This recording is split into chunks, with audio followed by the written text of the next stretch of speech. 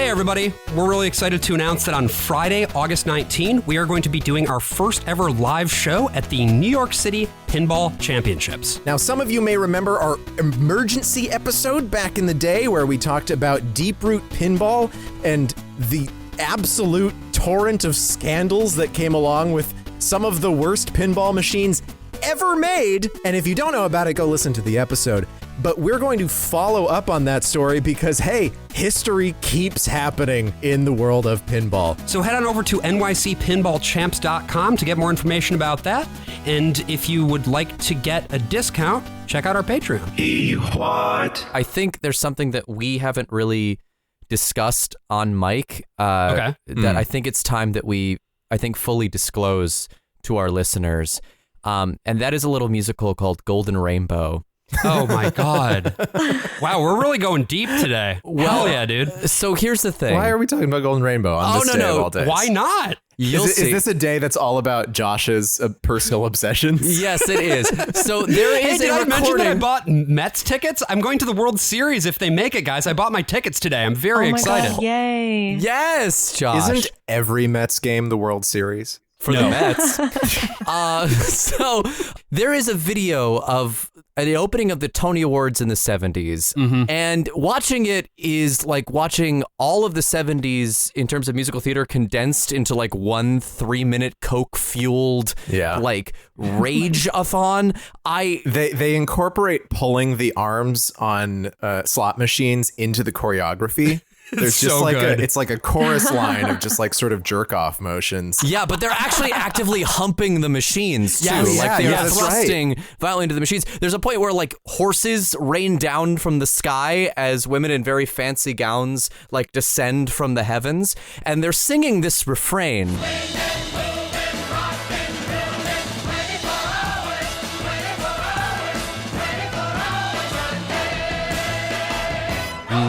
And watching 4 episodes of this fucking show, all I could think every time the title card came up was 24 hours a day.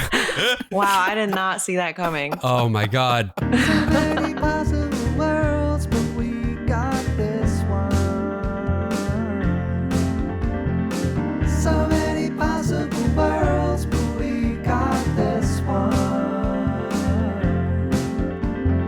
Welcome to the Worst of All Possible Worlds, the first and only podcast that goes 24 hours a day. I'm the worst of all possible AJs. I'm the worst of all possible Brians. And I'm the worst of all possible Joshes. And joining us today, we have a friend. I don't know, we met doing theater like a very long time ago, but she is theater also... we will never name. That's right, AJ.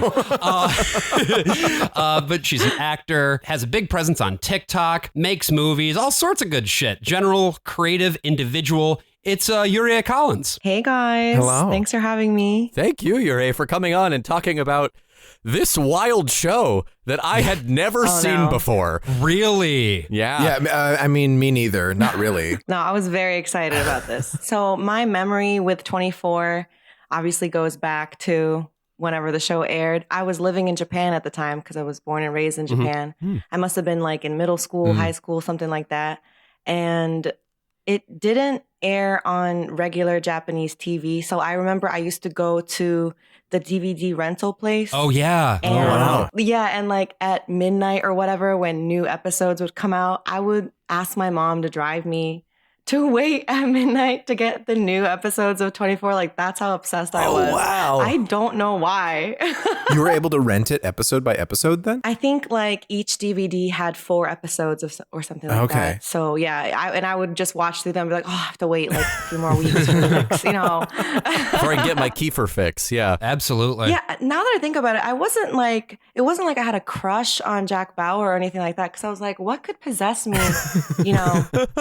So yeah, I watched it then when it was first, airing. I kind of stopped watching at like season 6. That's when everybody stopped watching because they killed off all the good characters in season 6. Like literally everyone except for Jack Bauer and Gail the Snail, right? Oh my God, she is Gail the Snail. I can't get it out of my head. It's like you and that musical. 24 hours a day. An interesting thing about 24, I know in Japan actually there were some shows on DVD already, and a few other home video formats. But in the US, we weren't really releasing whole TV shows on home media. X-Files was maybe the first one as far as like an American TV show released in America. I think some of the British shows that are only about 6 or 13 episodes long, they would come out like in the that. UK. Yeah. But like the X-Files in 2000 decided to put out its first season on DVD. And 24 actually put its first season out on DVD before season 2 even started airing. Right. And DVDs, I remember this too, because the DVD was not a new technology at the time, but it was not a technology that had reached mass adoption either. VHS was still what most people were using at the time. I do distinctly remember as well that with DVDs, it was 24 on the drama side, and then it was The Simpsons on the comedy side. Those were really the two shows that made it the norm to distribute an entire season one at a time on DVD.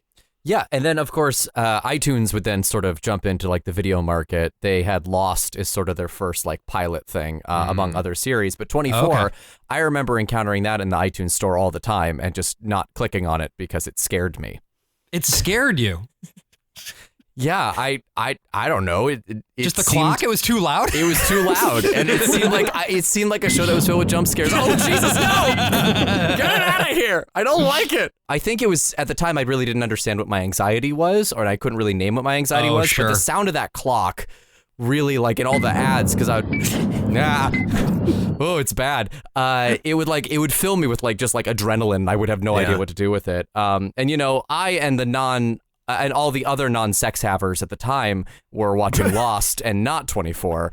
I'm assuming 24 was like the cool show for cool kids. I mean, is the impression I watched it, so I was know. watching 24 when I was 16, and I was not having sex. I can promise you that. No one on that show is having sex. No. There's It's a no very time. chaste show. There's Absolutely. no time.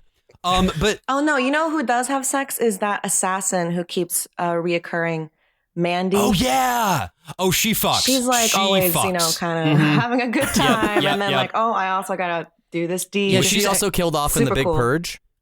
She dies in like season 7, I want to say. That's They kept her on.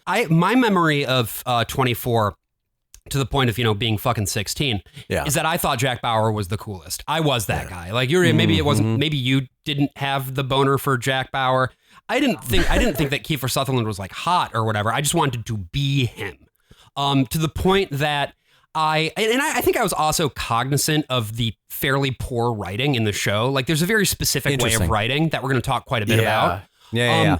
But I was cognizant of the way that writing worked mechanically. So my junior year of high school, I wrote an episode of our TV newscast, like our weekly TV newscast program that we would put on. I'm giggling because I've seen this. You've seen it, yeah. Oh my God. Wait. I wrote myself into an episode, like a send-up parody episode of 24, where like the two lead anchors of our weekly news program in the high school played the protagonist and the antagonist. It was. If you think Josh has a strong Midwestern accent now, that man was basically talking entirely through his nostrils back then. Well, I just got finished scheduling. Figured I could take you out along the way. We juniors schedule today and tomorrow. Sophomores go next week, Monday and Tuesday. Suspect down! Repeat, suspect down. Morning announcements successfully acquired. I was also I didn't know this about you, Josh. I was also a co-anchor of my high school's video journalism. Oh, thing. nice. And we never got as high concept as rewriting an entire episode of 24 to take place for the morning announcements. Well, right. I mean, you just weren't as creative as me, basically. Oh, sure. All right. I remember fine. seeing I rewrote like the lyrics to "Girls just want to have fun" to be "Anchors just want to have fun." Okay, that doesn't even scan. I have It sure also doesn't. seen. I have also seen AJ's videos. God damn it! I didn't even show you those. Any videos that you want to mention that you created in your adolescence? Yeah. Well, it's not of me, but you guys reminded me about like, okay, people not having sex on 24 and stuff like that, and like people not really eating. Yes. So there was actually a very clever commercial in Japan starring Kiefer Sutherland as Jack Bauer. There's this very famous product in Japan called Calorie Mate. It's kind of like a energy bar, meal replacement bar. So the commercial was just like, Jack Bauer being Jack Bauer, and then, like him like breaking a calorie mate and like eating it, you know, I feel like it just made sense with the storyline. Like, this is what he eats. Like, you've been asking, when does he eat? Just off camera, he pops open a calorie mate and eats it. Absolutely. Yeah, exactly. So, you know, Japanese commercials are always funny, especially when like American celebrities are in them. You know, I feel like it's a way for them to do something totally silly and kind of get away with it. Cause, you know, first of all, they're getting a lot of money probably. Yeah. And then, you know, American audiences are not likely going to see it. So yeah, that was a funny one. I remember the Tommy Lee Jones SoftBank commercials. Those Tommy Lee left an Jones, impression on me. SoftBank, and also Boss Coffee. Oh, yeah. He's been the Boss Coffee guy for as long as I could remember. Oh, wow. Arnold Schwarzenegger had a lot of commercials too. Like, he must have made so much money. So to what extent then was 24 a phenomenon in Japan? I mean, enough for Kiefer Sutherland to do a themed ad about it. Obviously. Yeah, I mean, okay, eventually they started airing it on cable, not regular Japanese channels, but there was Japanese cable, like there was Disney Channel, there was Fox. Okay. There was this other channel called Lala that had like sitcoms. Amazing. But that's what we would normally watch at our house because my dad's American, my mom's Japanese. Okay. My dad, he can't stand Japanese TV, so we always had like American shows, you know? So I was like indoctrinated with like American television. People are always asking me like, oh, why is your English so good? I was like, I just watched a lot of TV. Sure. Sure. And mostly like The Simpsons, you know, the golden ages, obviously. Eventually, it started airing on those cable That channels. was on and I Fox noticed, Network, like cable Fox. Yeah, Fox Network, like Fox Japan. You know what? I actually have a memory now that I think about it of watching an episode of 24 on Fox on cable in South Korea. That definitely fascinating. tracks because I went to Korea when I was like 16. So. Well, nice. it's funny you mentioned your language skills, Yurié, because I learned my amazing new language skills with Muzzy, and I think somebody has something they would like to say. Podcast. You have to make a public apology. I am owed an apology, Brian. On a previous episode of The Worst of All Possible Worlds, the immersive podcast experience, I said that no one had ever heard of Muzzy before. When AJ brought up Muzzy, the language learning set of cassette tapes from the BBC. Where you learn VHS tapes. Oh, okay. So they have a little cartoon thing called Muzzy. That sounds like an anti-Islamic slur, which is, I guess, really appropriate for does. 24.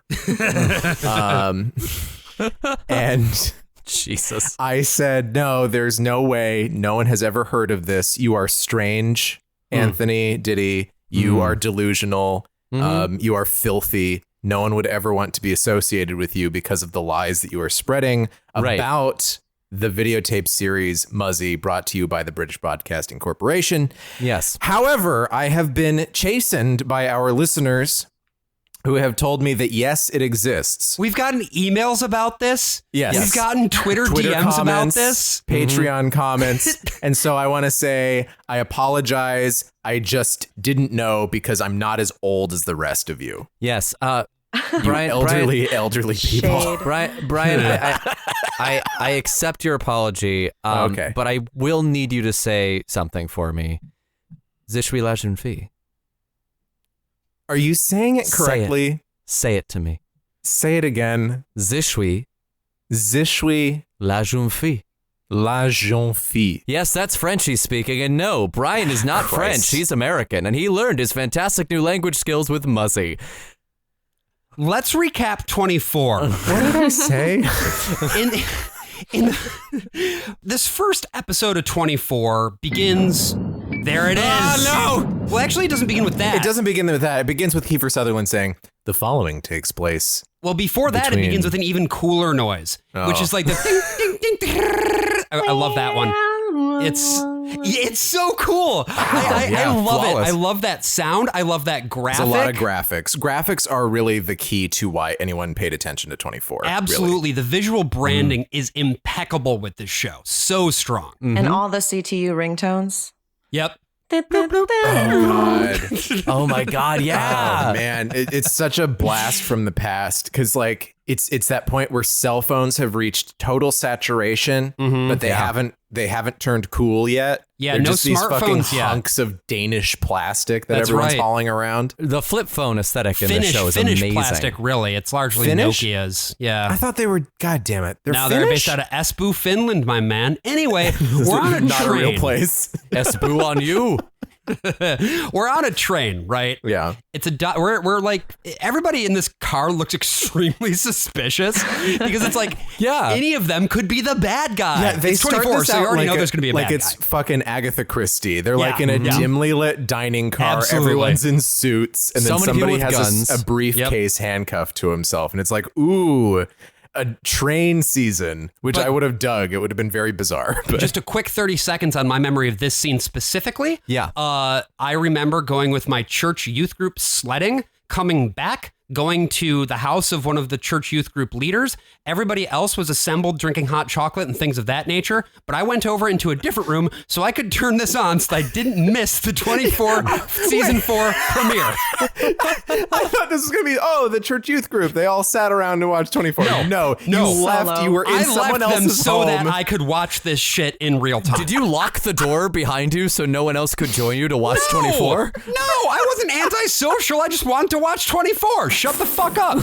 Did anyone This is normal, join right? you? Yurié, this is normal. This is normal behavior. Same. Yeah. Yeah, It wasn't about okay. antisocial. It was just about like priorities. Like I got to watch it when it comes out. Exactly. So here's my question for the two of you. We are jumping into season 4 of 24. And I did a little digging into the research, like in terms of what fans think of the show, like how they rank the seasons. And this one actually, it isn't very high up there in terms of like the quality of the season. So I selected these episodes.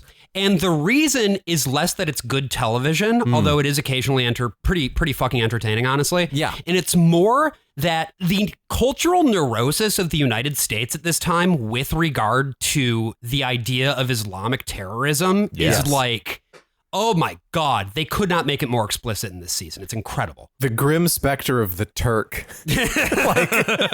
Yeah, I mean, there's just so much to love in this first opening train sequence. The conductor is wearing a 19th century train outfit that's all stripes, and he's got that little big hat where I assume he stores extra coal.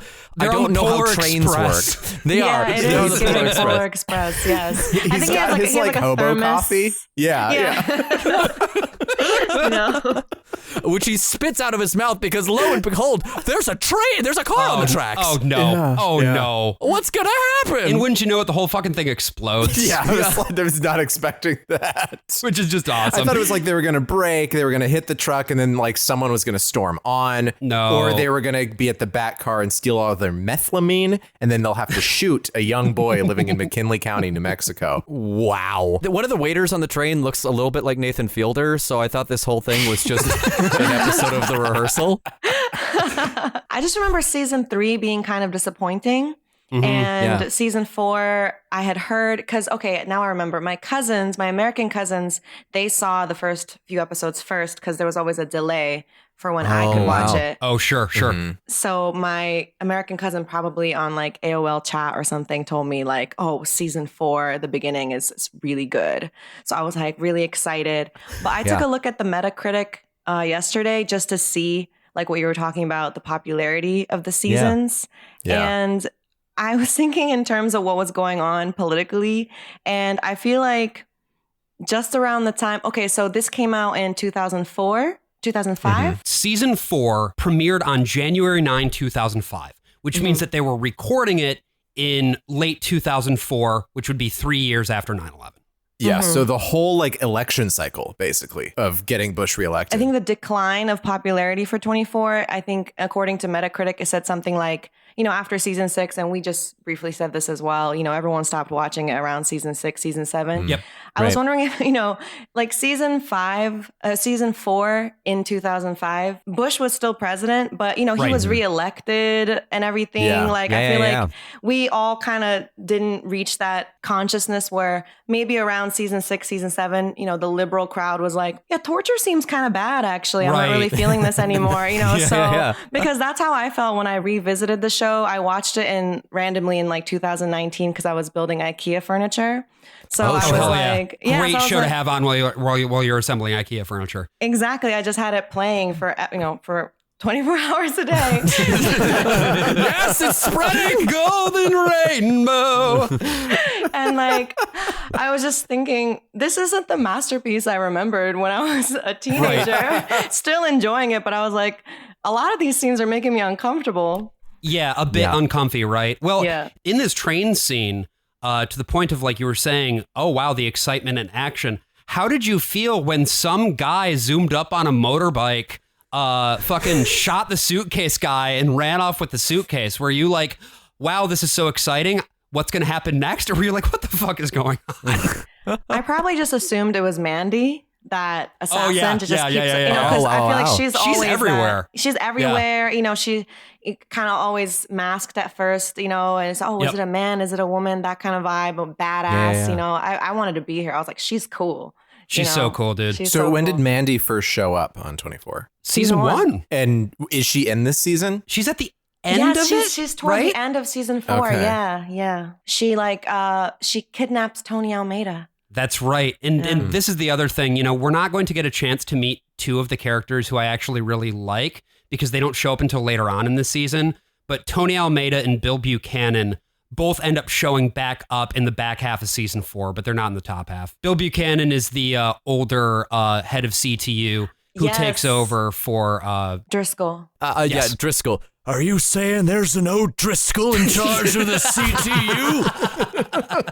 So I really like that CTU's whole office is just the set for Dollhouse. I think that was a very efficient use of space over at Fox. It also looks like FBI or CIA. They have a new show on now that it almost looks exactly the same, except it's like brighter blues because I think it's digital. Or was this shot on digital? I was a little unclear. This is shot on film. You can actually see, this is really funny. I was going to bring this up later, but you can see the hairs. So whenever, you know, if you're on a film set and they say checking the gate, what that means, you know, is usually they're just getting the last things on the checklist, making sure everything's clean. But in the old days, when we were still shooting on film, which was still pretty much every production until 2010, when we started really flipping over to shooting on RE digital and things like that. When you checked the gate, it was because film tends to fray a little bit. Every once in a while, you just get something come off. So whenever you see like hair on the lens in an old movie or whatever, it's actually a little fiber from the film.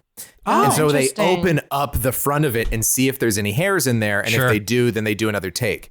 Here, you'll see a hair in the frame and it'll be in like multiple setups.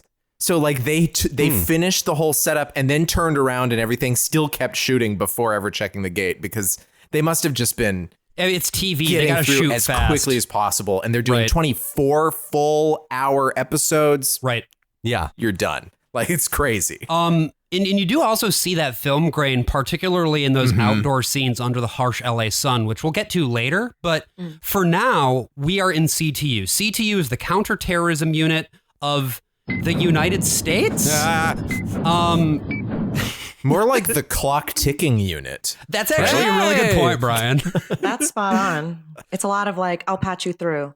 I remember saying that to my brother.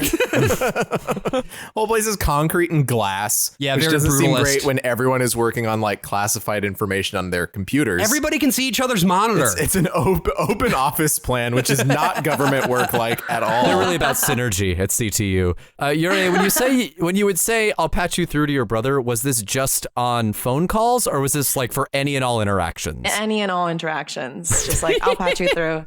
And you know, like all of the little like digital noises that the computers make, like oh yeah, like yeah. Sometimes I feel like I would catch people like on the same keyboard. Oh, when they have to hack twice as hard, they get on one. We gotta hack really fast, really hard now, guys. It's like playing duets on the piano, right? Yeah, You have one person on home row and the other Liberace, yeah. It's just someone typing away. I wish my brother George were here. Right, exactly. But what is So Chloe but the Liberace of Central Intelligence? Yes, Gail the I think she's a lot herself. of things other than that, to be honest. But yes, Chloe O'Brien, she's the first character we really meet here. We stan a neurodivergent queen, which is exactly what she is. She is very uncomfortable with social interaction. She is extremely direct. She's also very, very good at her job. There's some info that's come through to CTU about a potential terrorist attack, and Chloe is sort of hearing about this, right? This could happen within the hour. Within the hour, that's when we are. And so, Chloe is like, wait a minute, I think that this is still going to happen. I think that this is a terrorist attack that's still going to occur. I think we should stay on top of it. We get some exposition. Jack Bauer is going to be coming back soon. Yeah, boy. So Jack got fired because he was doing heroin? Yeah, that's right. Yes. This exchange broke me. It's so good. The writing is entirely. amazing. Jack Bauer, I fired him because he was using too much heroin. It's she had to remind, I think it was actually you fired him. It was like you had to remind the person who did the firing that she fired him. Well, and this is the great thing about 24 is that exposition always comes in threes. If you missed it the first time around, and you still also somehow manage to miss it the second time around, you will pick it up on the third time because they make sure to get that through. Because it has to be reiterated between every commercial break, right? That's right. Mm-hmm. If people are coming in mid-commercial, they have to be fully caught up on the action before they're able to go forward, which is why watching this show kind of feels like you're in a manual transmission car with someone who doesn't quite know how to drive it. Oh, and they just keep because jamming every time the it clutch shifts gears, you kind of stall for a minute and then you lunge forward, then you stall for a minute and then you lunge forward. Eugene Meltzner is the showrunner. Everything is blue in this show, and nobody speaks above a whisper unless they are shouting. True. It has the most divorced dad energy of any show I've ever seen. And what's also weird is Chloe herself has divorced dad energy, even though she's not divorced or a dad. Yeah, there's just not much there with any of the characters. I guess you find out more about her as you go along. Like, Yurié, I feel like you have a better feel for who she is as a person, maybe. Yeah. Well, I feel like season 4, we really get to know Chloe. Like season 3, she's the annoying one, and then it takes a second for us to really kind of fall in love with her because she's on Jack's side. So we like whoever is Jack's, Jack loves her clearly. So we're like, okay, with the exception of Kim Bauer, I never really cared for Kim Bauer, but pretty much anybody who, Jack trusted, I was like, okay, like I trust this person too. So season 4, we get to know her. That's like my impression of Chloe's arc. Was Kim Bauer the one who was like almost eaten by a mountain lion? Yes. Okay. Totally unnecessary. Jack's daughter. That's season 2, I think that happens. Season 2, yeah. John Good Boyes had a great video a very long time ago when he was still doing just like YouTube stuff about like why the 24 universe is the most miserable place to be alive. And mostly going through like the long succession of people that Jack Bauer knows and loves who just fucking die. Yeah, they all die. Everybody die. dies. Yeah. We do now finally get the opportunity in this episode to see Jack Bauer for the first time. He's in a hotel with this lady. Yeah. New wife? Not wife, No? girlfriend. Okay. This is Audrey Raines. She is the daughter of Secretary of Defense James Heller. She's gonna die soon, isn't she? No, actually. No? Oh. Yeah, no, I looked this up. I was curious about that This too. felt very Bourne Supremacy to me, where it's like, here's Jason Bourne again. Also, here's this lady. I wonder what's gonna happen in 10 minutes. No, she more exists because they need to have somebody in peril throughout, I feel. Oh, okay, so she's just Pauline. They're gonna tie her to the railroad tracks. Exactly. Yeah. They wrecked this hotel room. I'll tell you that. There's just like lamps Party. akimbo. Like they went to town. I think Jack's really working through his withdrawals. I was gonna say he says that he's off heroin, but the fucking room tells a totally different story. There's a baby crawling on the roof. It's a nightmare. One thing about Jack, though, like he's always been, kind of never the same since his wife dies in season 1, right? However, he always has a shorty. Every season, there's always a girl. I'm like, okay, well, it's been rough, but not that rough. Like, come on now. In one season, is it the assassin lady? Sadly, no. But that would have Really? been hot. Yeah, That would have been really hot. Yeah, that's really incredible. It's like Batman not getting together with Catwoman at some point. Like it has to happen. Yeah, At or some Sherlock Right. not fucking Moriarty. Yeah, I think she does flirt with him a couple times, if I recall correctly, but they never get together. No, Lame. she just uses her, all of her powers. So. Yeah, she's a real femme fatale. Yeah, Even Yeah. in England? Even when they go to England? I don't remember if she's in the season where they go to England. they did a Wait. season in England. Which season They do a is in season in England? New York too. It's called Live Another Day. Yeah. It's the opposite of Die Another Day, I guess. Yeah, I guess. I don't know. Oh my God, it is. Yeah. Is The it show- the show's Kiefer wild. Sutherland, or is it when they changed? This is the It's last Kiefer. one with Kiefer Sutherland before they Yep. tried to bring it back as His like new a legacy. That season only has 12 episodes, and it ends with a prisoner exchange where So the Jack whole thing Bauer goes twice surrenders as fast. himself. No, it's not actually. They just have a 12-hour time skip during the last episode halfway through. And there's a prisoner swap where Jack gives himself over to the Russians, and they give Chloe back in return. It's a whole thing. But we're not here to talk about the later seasons because it really goes off the rails. I want to talk about Jack and Audrey. Because how do we feel about this pairing, this partnership, this excellent chemistry that they have with each other? Just so natural. I mean, I'm glad she's keeping him off the horse, I guess. Yeah. But, like, she's not a person. But it feels like none of these people are people. Like, I think Chloe is kind of the closest we get. Like, you asked for like what her role in all this is, and it feels like she's supposed to humanize Jack, who is just like a problem-solving fixing machine and not necessarily a human. She's supposed to be like, well, you actually have to care about people too. Like, she's like his connection into that. Audrey, I think, just gives him justification for all the horrible things he's about to do over the course of the next 24 hours. Yeah, because it's a lot like, wow, you're so sensitive. I care so much about you. Like, it's a very clear case of telling rather than showing. Yeah. Well, she says, I'm going to tell you something. I don't want you to panic. I'm falling in love with you. Which is wild to me. Either say you're in love with him. Don't be like, listen, process like 5 years from now, maybe I see myself loving you. I know, it felt like a cop-out. It's like, wait, she didn't say I love you. Like, Audrey.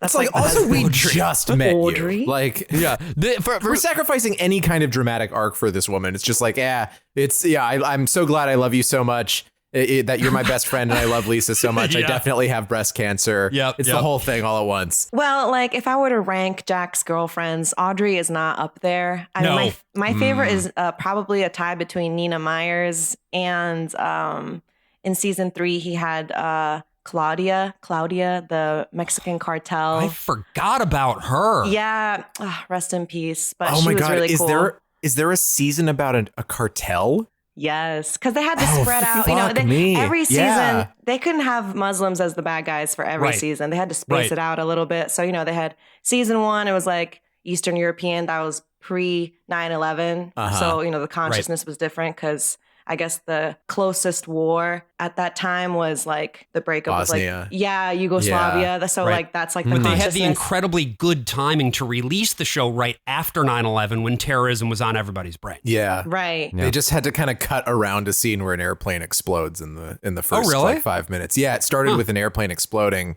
I don't know what they actually went with. I was just watching the footage that they cut because I was watching the True Hollywood story of 24. Oh no, yeah. So like Audrey is definitely not my favorite. Like you guys said, she just doesn't feel real. Like it's just a lot of like exposition, like from the jump, like, okay, this is just somebody that's just gonna set us up so that Jack is gonna, have to break her heart because his true self is gonna come out. He's obviously gonna be called back onto the field. That's his calling, and Lord, forgive me, but it's time to go back to the old me. That's the energy. As someone who's coming into this, with fresh eyes, I feel like I have to say that Jack Bauer, I think, is just a golden retriever. Like he gives this like amazing dog energy throughout the entirety of the run that I saw of it. It's like if you point a laser pointer at one end of the room, he's going to chase after it. And That's definitely nothing, true, nothing will stop him from getting that. Patriot golden retriever. Yeah.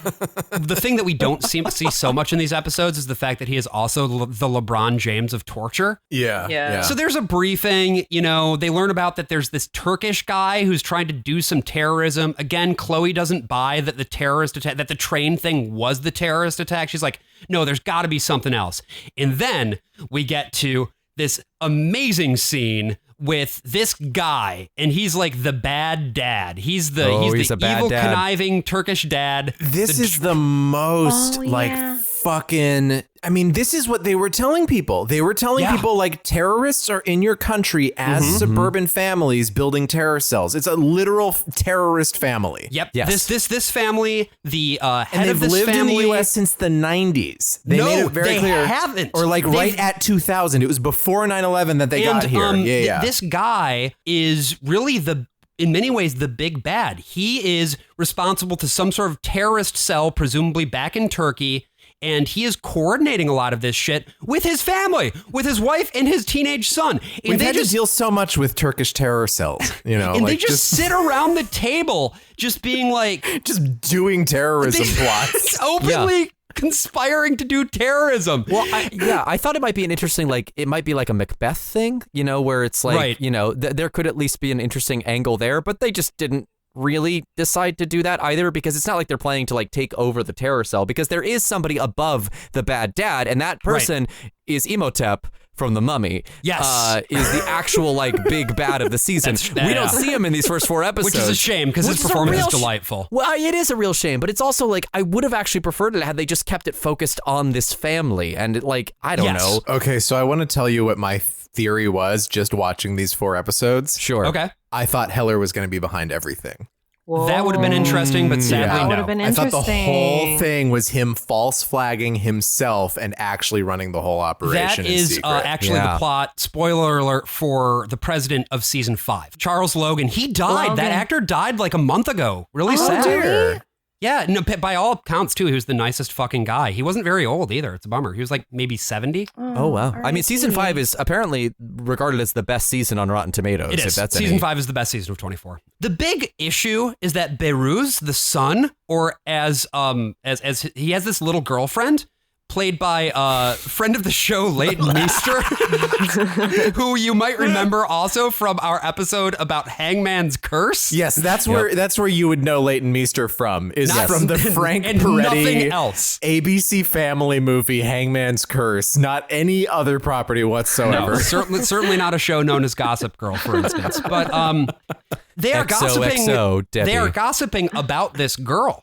Yeah, that's you true. know, They it's sure are. This teenage boy and his undying love for this chaste white girl. Yeah, I mean, I didn't really buy his love for her. You know, it just felt like he was dating her because she was there. Like, I didn't really, he wasn't like, no, I must be with her. He was just kind of like slowly piecing together. This is all very shady what my dad is doing. You know, it takes him a second. You know, at first he's just kind of like, all right, must do this. Like, I didn't feel any passion about anything from Behruz. Right. I mean, obviously feel very bad for him, you know, and then like she has to die and everything. But She has honestly, to. I felt she was a little nosy. I was like, okay, like Like, if you don't want to run into trouble, don't stick your nose where it doesn't belong. yeah, and like she calls the house phone after he didn't respond for a couple of hours. I was like, girl, like She's just a bit much, isn't she? Yeah, like, He calm could be down. seeing someone else. He Yeah, could and then be she seeing anyone else. follows him. I'm like, girl, come on now. Like, you're doing a lot. So I'm just kind of like, I feel bad for her. But does she deserve it? No. But she kind of set herself up. Yeah. What did you expect, honey? Like, Exactly. Yeah. Exactly. We're at a tech office that would have been cool in 1998. There's a guy who's hacking the internet. yes. He sure is. The whole thing. The whole goddamn thing. He's stealing from Adobe and Microsoft. It looks like someone's trying to corrupt the internet, according to Just- his hot coworker girl. In like 3 seconds, she figures it out. She's like, oh, It's this is what it amazing. looks like. Yeah. I'm like, how did you get that? He says, oh, I saw a bunch of text that was Arabic, or maybe it was Turkish. Now, I don't know if you've seen stuff written out in Arabic or Turkish.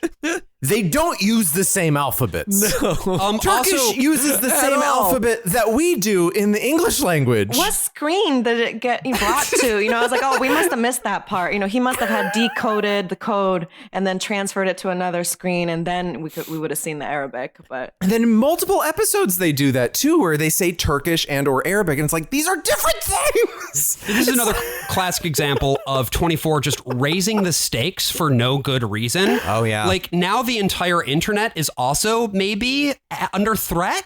The internet has been stolen by the Turks. Carmen Sandiego has stolen the internet. This guy, the Center Park guy, Andrew, you know, he runs off and is like, oh, CTU, I know Chloe. She's a friend of mine. You should know what's going on. Using a payphone. This is a payphone That's right. as a pivotal Yeah. piece of plot. Yeah. So between the set design, the costuming, the hair, and the music, this is very much like a vision of the future from the past. And now that future has not panned out, it makes me feel really fucking old. And I'm wondering if the rest of you had the same experience. Yeah, like it feels, I was talking about this where like I was looking at people like looking at news stuff and political stuff from 2017 and how it feels older than stuff from 2007. This show somehow feels older than something from like the 80s. Like it just feel like I feel like that scene in Saving Private Ryan where you just see the wrinkles forming in my face. Yeah, I mean the FaceTime thing that they have where they're communicating with each other over FaceTime when those they're were 3 real feet away from devices, each other. by the way. Those were like $800 a pop back in the day. Yeah, it just looks like garbage. It just looks like it would have looked better had they just like used a fake one and then had like, you know, put film on there. Like, you know, they did in like the movie Blank Check, for example. What a thing to pull. Yeah, I mean, There's we a all terrorist wanted named Macintosh. That's a pull. It feels old fashioned. Like it feels like kind of a Jetsons future, but it is, you know, such a time capsule of also the Bush years. Like I can't really explain how it feels like the future that Bush wanted that never happened. Yeah, some scenes, you know, with the technology, now that we're past that time, it feels like it's garbage. But at the same time, there's certain things that they do. I'm like, wow, they can do that? That's pretty good. You know, like they enhance an image that's barely an image. And then they get like the facial recognition. It's like, enhance. This guy, you know, it's him. And it's like, wow, that was quick. Well, thank God they had that, you know, that would have really been a mess otherwise. Like, yeah, I like that you could like send someone's GPS data to like someone's PDA. It's just like a lot. That happens a little later, but Yeah, there was a lot of like, I'll patch you through once again to like these things that I felt like shouldn't be able to be patched through. And, you know, sometimes someone will be like in an airplane somewhere and then, you know, they're like coordinating the field ops or whatever from somewhere else. And then they know like recognizing the temperature of a body moving and stuff like that. I was like, oh, this is great. Yeah, like America. That's an important part of this is it's like it's convincing people that the government can do this. It's like you're gonna be okay. Look at what they can do. They can track anybody at any time. You're going to be just fine. Everyone's under constant surveillance. Right. But you specifically are going to be just fine because you specifically have nothing to worry about. Right, because you're not Turkish. You're not doing anything wrong and you're not a Turk. Exactly. We got dozens of Jack Bauers in cages downstairs. You know, if they get too old, we just put them down. But you know, we'll always have another one to throw out there. Just give them a steady supply of heroin. Yeah, then they do whatever you want. Heroin calorie mate. Wait, can we give a shout out to the very dramatic music that is played whenever Jack has like a moment? It's like we can. Oh yeah. Yes. Like that's another thing about this show is the music never stops. No. Oh, it's just throughout. Literally. It's just bum bum bum bum bum. It's like fucking Metal Gear Solid music the whole time. I mean, I will say the split screen stuff does feel very dynamic and fun. That was the one time I was having fun was whenever they were split screen. And I guess it came from the pilot when they wrote it had 20 pages of phone conversations and they were like, fuck, okay, we have to, again, the graphics are the key to this, right? The counting clock, the beep beeps, the boop boops, and the split screens. That split screen effect is 24. Like, really.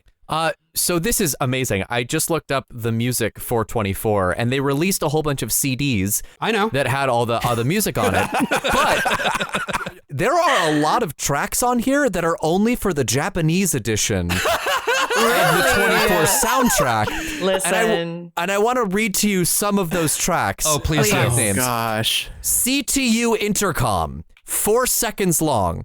CTU Ring 1, 4 seconds long. CTU Ring 2, 4 seconds long. And my personal favorite, a 2-minute, 24-second song titled Gunman for Breakfast. All I can say is Japanese fans go hard. They are die hard. So I wouldn't be surprised if it was like, you know, who would want this?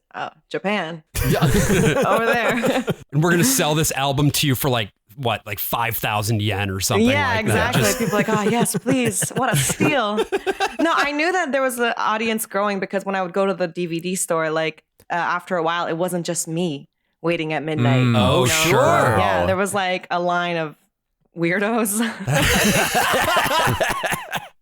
I was like, Bauer heads? What are 24 fans called? I kind of like Bauer head. That doesn't sound bad to me. Is there like a Japanese equivalent of like Americans who are super obsessed with anime, but it's like the other way around where it's like Japanese people who are super obsessed with like American culture. Like 24 and King of the Hill.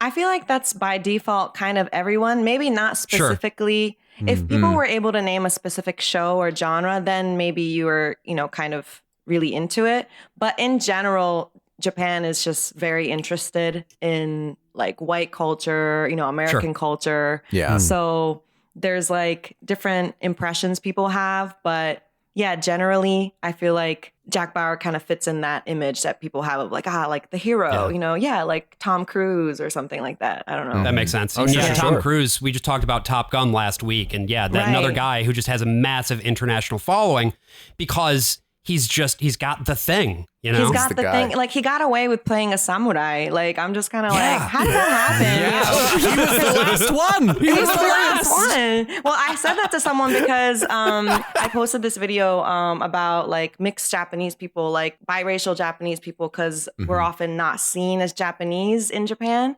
And somebody had said, so I brought up the issue of representation because there aren't any mixed race Japanese people playing regular Japanese characters on like Japanese TV or movies. So it's not in the consciousness. And then somebody on Twitter responded saying, well, I don't really want to see like, someone who looks too African or too white playing a character in like a period piece, like a Edo period piece or something like that. I was like, have you heard of Last Samurai? Like, don't watch that, Right.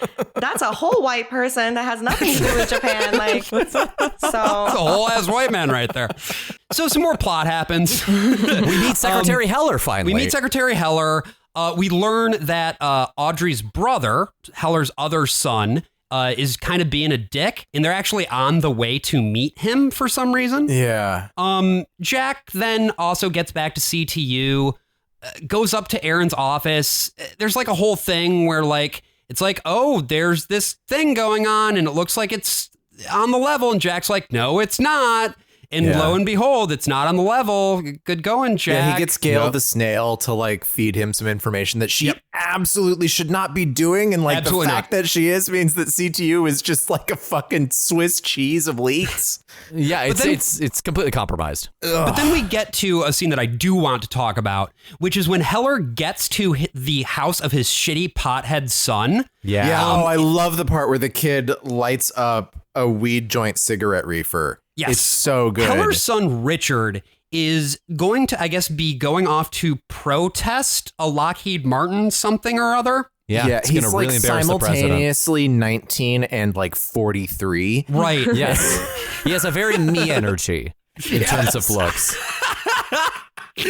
And the whole thing is like, you can't do this. You can't go protest. It's going to embarrass this administration. And I'm the Secretary of Defense. It's going to embarrass me. The kid is like, well, I have free speech. It's America, man. Yeah. And smoking weed has such a funny place in the 2000s too on TV because you can't say it if someone's like doing it on screen. That was the standard practice for networks, which is why that 70s show, they always sort of danced around it. And so this is just like, oh man, I need to smoke. And he lights up and he's like, you're really going to smoke that in front of me? But they can't like say the words and they can't really even have a shot of the joint. It's amazing. Yes. And then we get what is probably my favorite line in this entire episode, which is Secretary of Defense Heller saying, spare me your 6th grade Michael Moore logic.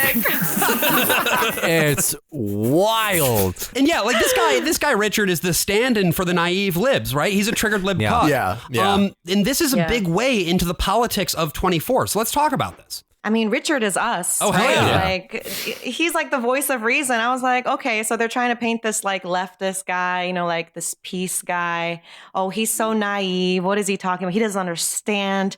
He's not a real patriot. He's living in a mess. Like, he smokes weed. He's clearly a loser type of thing. He lives with his door wide open. Door City over here.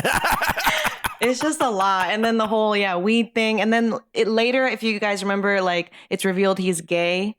Oh, which I yeah, feel like yeah. is Wow. the show's attempt to paint him a certain way. It's just those Like, liberal faggots. Well, They're all gonna smoke their weed and That's smoke pole. Brian, the funny thing here is that not only is he gay, it turns out that he had betrayed the location. Like the whole reason they're torturing him is because he's clearly holding out on something a little bit later on. Yeah. And it's going to turn out later on in this season that the reason that Richard tipped off these terrorists or whatever to where Secretary of Defense Heller was going to be is that he was being blackmailed due to having a bi orgy with these two people, one of whom That's was not even fucking, blackmail. what's her name, right? That's that's an asset. Yeah, it was Mandy. Mandy and another Yeah. guy. Like, oh no, don't post those pictures that show I'm the coolest fucking person alive. Right.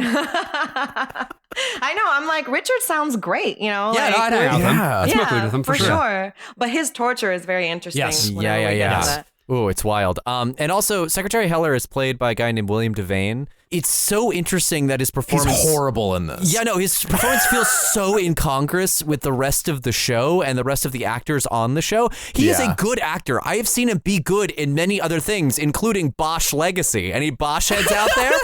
Yeah, we got some Bosch heads. Legacy? Yeah, there's a sequel series because Bosch is off the force now. See, he retired at the end of Bosch, and now he's just kind of a consultant for the LAPD. See, okay, so there was this entire thing in the final season AJ, of we Bosch can't where talk he was about okay, Bosch And right they're now. like, hold Gotta cut on, this for time. you have to do a wood painting again, Bosch. You have to. He's like, no, I threw that life away. I'm no longer a Flemish master. Yeah. Wow. So, remember the hacker guy from earlier? Well, he's still really important for some reason. He still can't tell the difference between Arabic and Turkish. Sure still can't. can't. But what he can do is go back to his office and see his hot girl coworker get shot. He steps So over sad. like 4 dead bodies before realizing that they're there. Yeah, and for some reason he doesn't leave. He sees his girlfriend being hostage and he turns around and he's like, oh, there's a corpse directly behind him. Right. And so he's like, oh no, they're after me because I saw the red scrolling text that let me know that they're trying to hack the entire internet. It's either Hebrew or it's Russian. There's no way of knowing. It's wild to me that this has the same plot as Chuck. Like, this is the entire first setup for Chuck, except it's like played for serious drama. I had a hard time differentiating him from Richard for a little bit. I'll be honest. Oh, sure. It's this show. Yeah, they this have show, similar faces. They do have similar faces, and he just feels so superfluous to it. And him being as stupid as he is points to a bigger thing with the show in general, which is that Jack Bauer's poise is like the smartest man alive, but it's just because everyone else around him is the dumbest person you've ever met in your life. Like, they make every wrong choice, and he's able to thrive in this universe. I mean, it's interesting because, you know, if we look at like the release of this happening right after 9/11, the surprise sort of success of it, especially going into the second season, at its most charitable, like, if you agree with what we know about 9/11, what the government tells you about 9/11, whatever, like at its best, 9/11 is a huge failure of American intelligence. Right. Right. It's like we had all of this data on them. And the World Trade Center had been attacked before, and they could not piece those things together. That these guys were, that the shiftiest men alive were taking like flight simulator lessons down in Florida in 2001 or things like that. Yeah, or, you know, the document that was prepared by Central Intelligence that said Bin Laden determined to strike within United States. It's like, yeah. After he had attacked the USS Cole. Like, yeah, this was a known thing. So what we really needed in America was the one rogue. Sure. The Maverick, again, the Maverick. Yeah. Within the intelligence agency who's able to say, fuck all your government bullshit, man. Right. I'm gonna fucking just start putting plastic bags on motherfuckers, and that will solve all the terrorism before it happens, except not really because the train still blew up. Yeah, and one great example of that type of maverick-nish Hello. I love that. A Maverick Knish. Maverick Knish. One example of that Maverick-ishness is what I was looking for. Wow. Okay. Yeah. Wow. That's hard. That's awful. That's not good. Is that Jack is like, well, we need to get the information from this guy who we've brought in about what's going to happen because clearly the train attack was not the real attack. Yes. So he goes into the interrogation room, knocks out a security guard, enters the interrogation cell itself, and shoots the guy in the knee, which of course immediately pays off. Yeah. That's how it works. You shoot a guy in the knee. I feel like and that was the brainwashing effect of torture working, Right, right? yeah. Like the ticking time bomb idea. Like there's something about to happen immediately, and torture is the only way to stop this horrible thing from like happening to innocent Americans, right? But what is there's no example in history where that has happened. Well, there was not the time. even torture. There was the time that a Secret Service agent, Nicolas Cage, saved the former First Lady of the United States by shooting Austin Pendleton in 3 of his toes. Yes, that is very true. But what's amazing to me is that the torture in this doesn't even work because he doesn't prevent the attack. No. Like he shoots a guy in the leg yeah. just to find out information that he would have found out by waiting 3 more minutes. It was just a good cliffhanger. It was a good cliffhanger, and it was a great shot. And I mean, the gunshot. It wasn't well shot particularly, but he did a good job shooting that guy in the knee. Did Jack just did they just not change the codes to the doors after Jack left? Like, how did he know the code to get into the room? How did he do that? How did he? Like, he just remembered? Yeah. Or he somehow obtained it when he knocked out that security guard? No, it's like, my birthday. He saw it in his eyes? All the codes in the CTU are my birthday. So, guess what? The florists are here, and they're here to capture the secretary. They sure are. Oh, no. Also, somebody launches a fucking... Thank you, Brian. I'm going to play the whole thing. You sent me this entire thing. I told you. Okay, it's done. I got it. Okay. Somebody launches an RPG into Secretary Heller's car. He's not in there at the moment, but where does that bomb come from? Yeah, that's very expensive. You're not just going to fucking waste an RPG on an empty car. Why would you do that? No one was in there. Yeah, his house. Why did they do that? They're supposed to be masterminds. Yeah, you're trying to kidnap him. Yeah, like Richard is not going to stop them. Clearly, he's high. No. So they could have just walked in. Worst time to get high, when your dad's being kidnapped.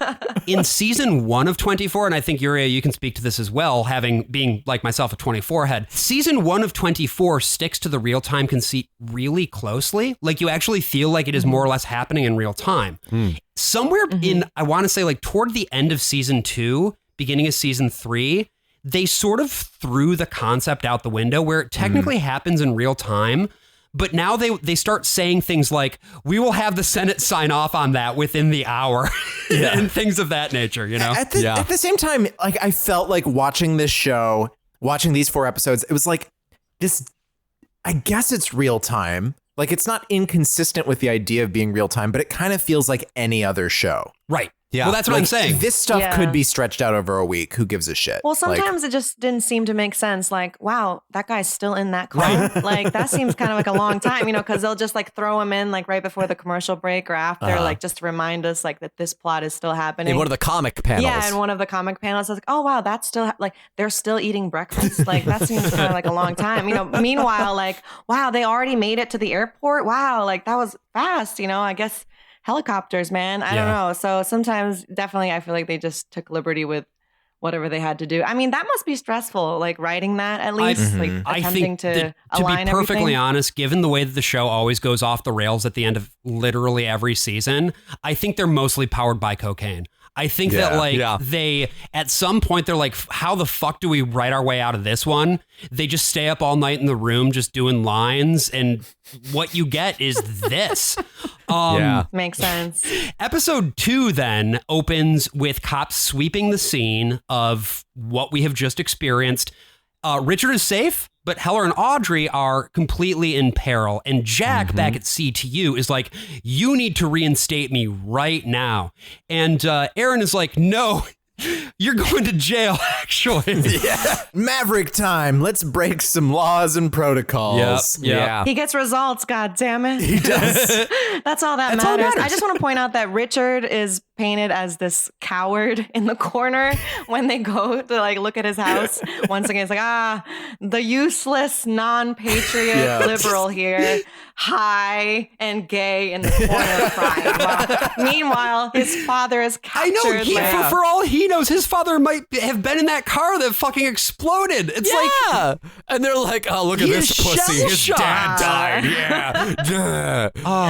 and Andrew, the other guy, you know, he's trying to run away. calls his mom, but oh no, there's a goon. A goon has arrived at his mom's house. Yeah, no, and his mom time. can't leave until she puts away her towels. It's very important that she puts away those 2 towels. And by the way, computer guy, he fled that scene on his bicycle. Right. Oh my and, God. timed it so he just got in front of a semi truck. That was great. Also, I know that like in TV they always hang up the phone when it feels abrupt to hang up the phone. But in his case, it was definitely abrupt. He was like, "Mom, just do it." Hangs up. I was like, I would make sure that mom understands this is life or death, and I would stay on the phone with she her. clearly Like, are doesn't. you outside? Yeah. Yeah, like She just if goes, I was "Oh, his let me mom, just-" I'd be like, I think he's having a medical episode. I should probably like do something about this. He definitely abandoned her. Exactly. And she ends up with a little ketchup packet, like kind of daintily sprinkled over her neck. I assume she was so allergic to ketchup that she died, because that is not what a throat being slit looks like. The other big thing that happens about this too is that now that they have access to the house, they're able to tap his phone, I guess. Yeah, that's how it works. Yeah, his cellular node was cloned, Josh. Right. They cloned his cellular node. We Hello? love to clone a cellular node, don't we, folks? I think that's what happened to Julie Andrews. And so now, as a result...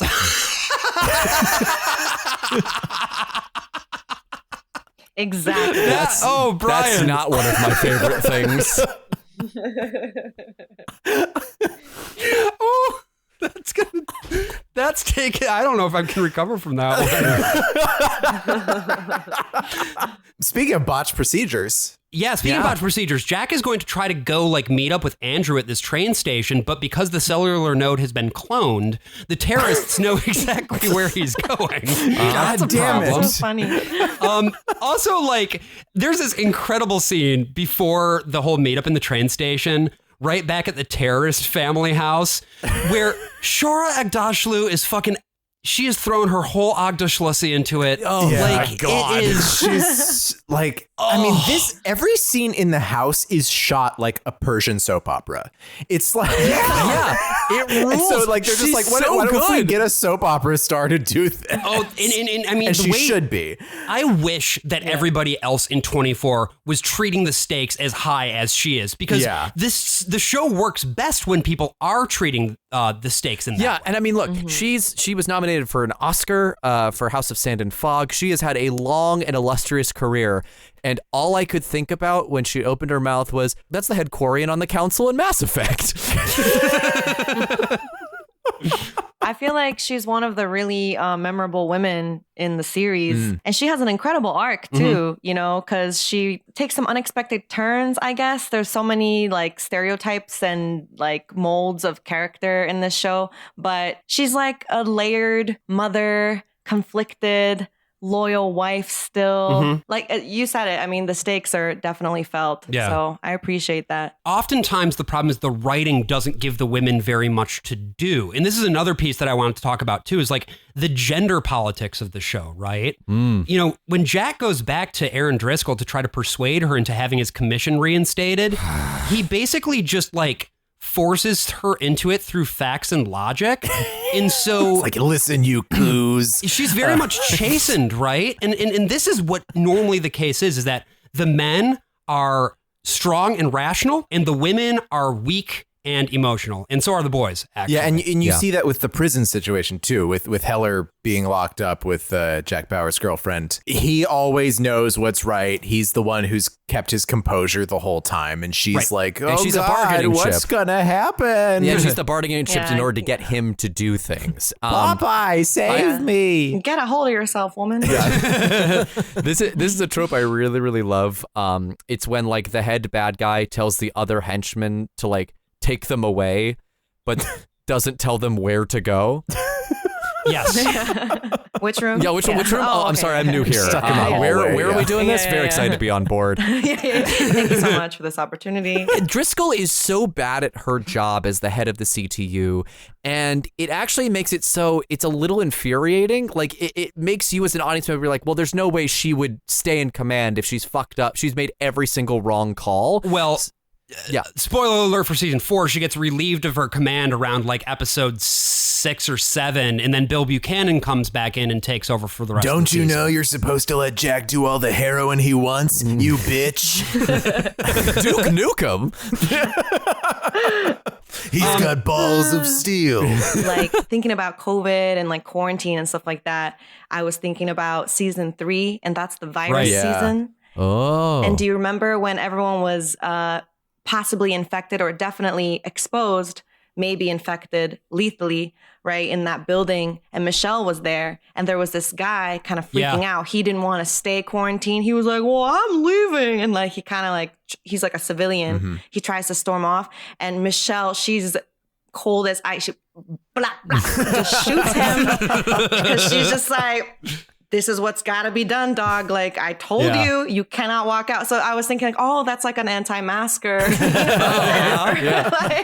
And she's just like, all right, well, it's just going to have to kill you. I warned you. So I was like, okay, that's pretty cool. You know, that's pretty badass. The writing sets you up to root for her in that way, where I think the writing against Driscoll is just like, it's completely like, we need to get her out of here as soon as possible. Yeah, well, she's in Jack's way, and we don't like people who We are do not short like people who are way. Jack's way. Including Ronnie, who never had a chance as a head of field ops with a name poor like Ronnie. Poor Ronnie. When you have the name of an 8-year-old, you know, you don't make it through the end of the show. No, you certainly don't. Like, how can you like compete with Jack Bauer? He's like, hi, I'm Ronnie. I'm taking over Jack's. Like, it's like, okay, this guy's gonna die. Yes. Keep Ronnie in the back of your head, folks, because we'll get back to him in just a moment. I do really like the idea of like an alternate 24. Like there's another 24 happening in the background that's just Ronnie's whole thing.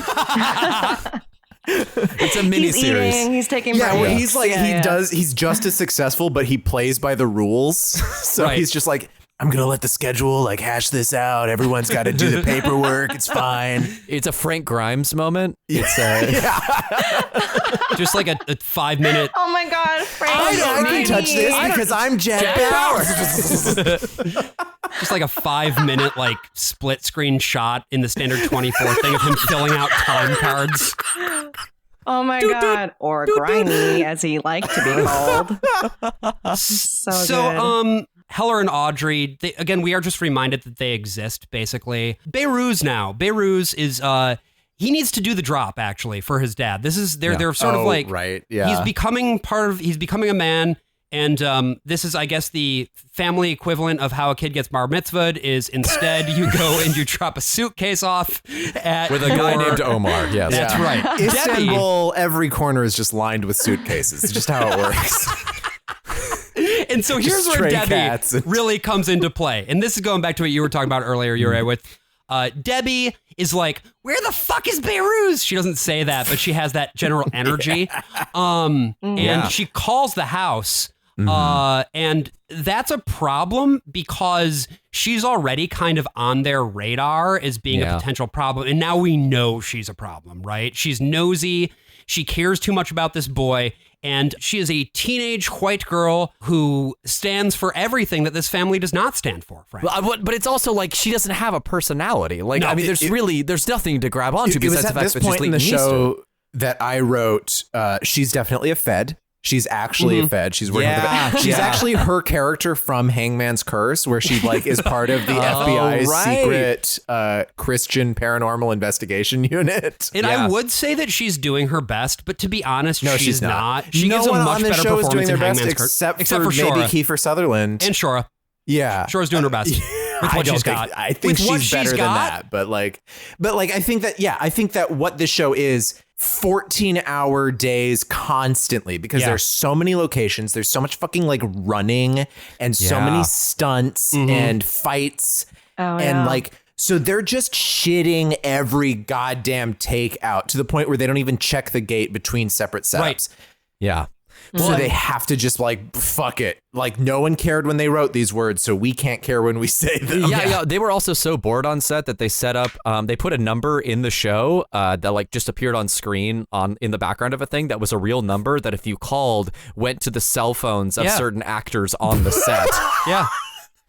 No way. Yeah, there was a specific number they showed at different points, and it was just the fan phone. And you could call the fan phone, and sometimes some of the actors might just pick up and be like, "Hey, 24 fuck a fan competition." 24 fucking a fan. I guess a big thing on college campuses was when college like 24 parties was where you like stay up and watch the whole season. That was a thing. Well, I know when people would watch it when it aired, they had a drinking game where they would drink every time Jack said, "Damn it." Damn it. Right. So there was even a scene that he Wasted. did on purpose where he just went, "Damn it. Ah, damn it. Damn it."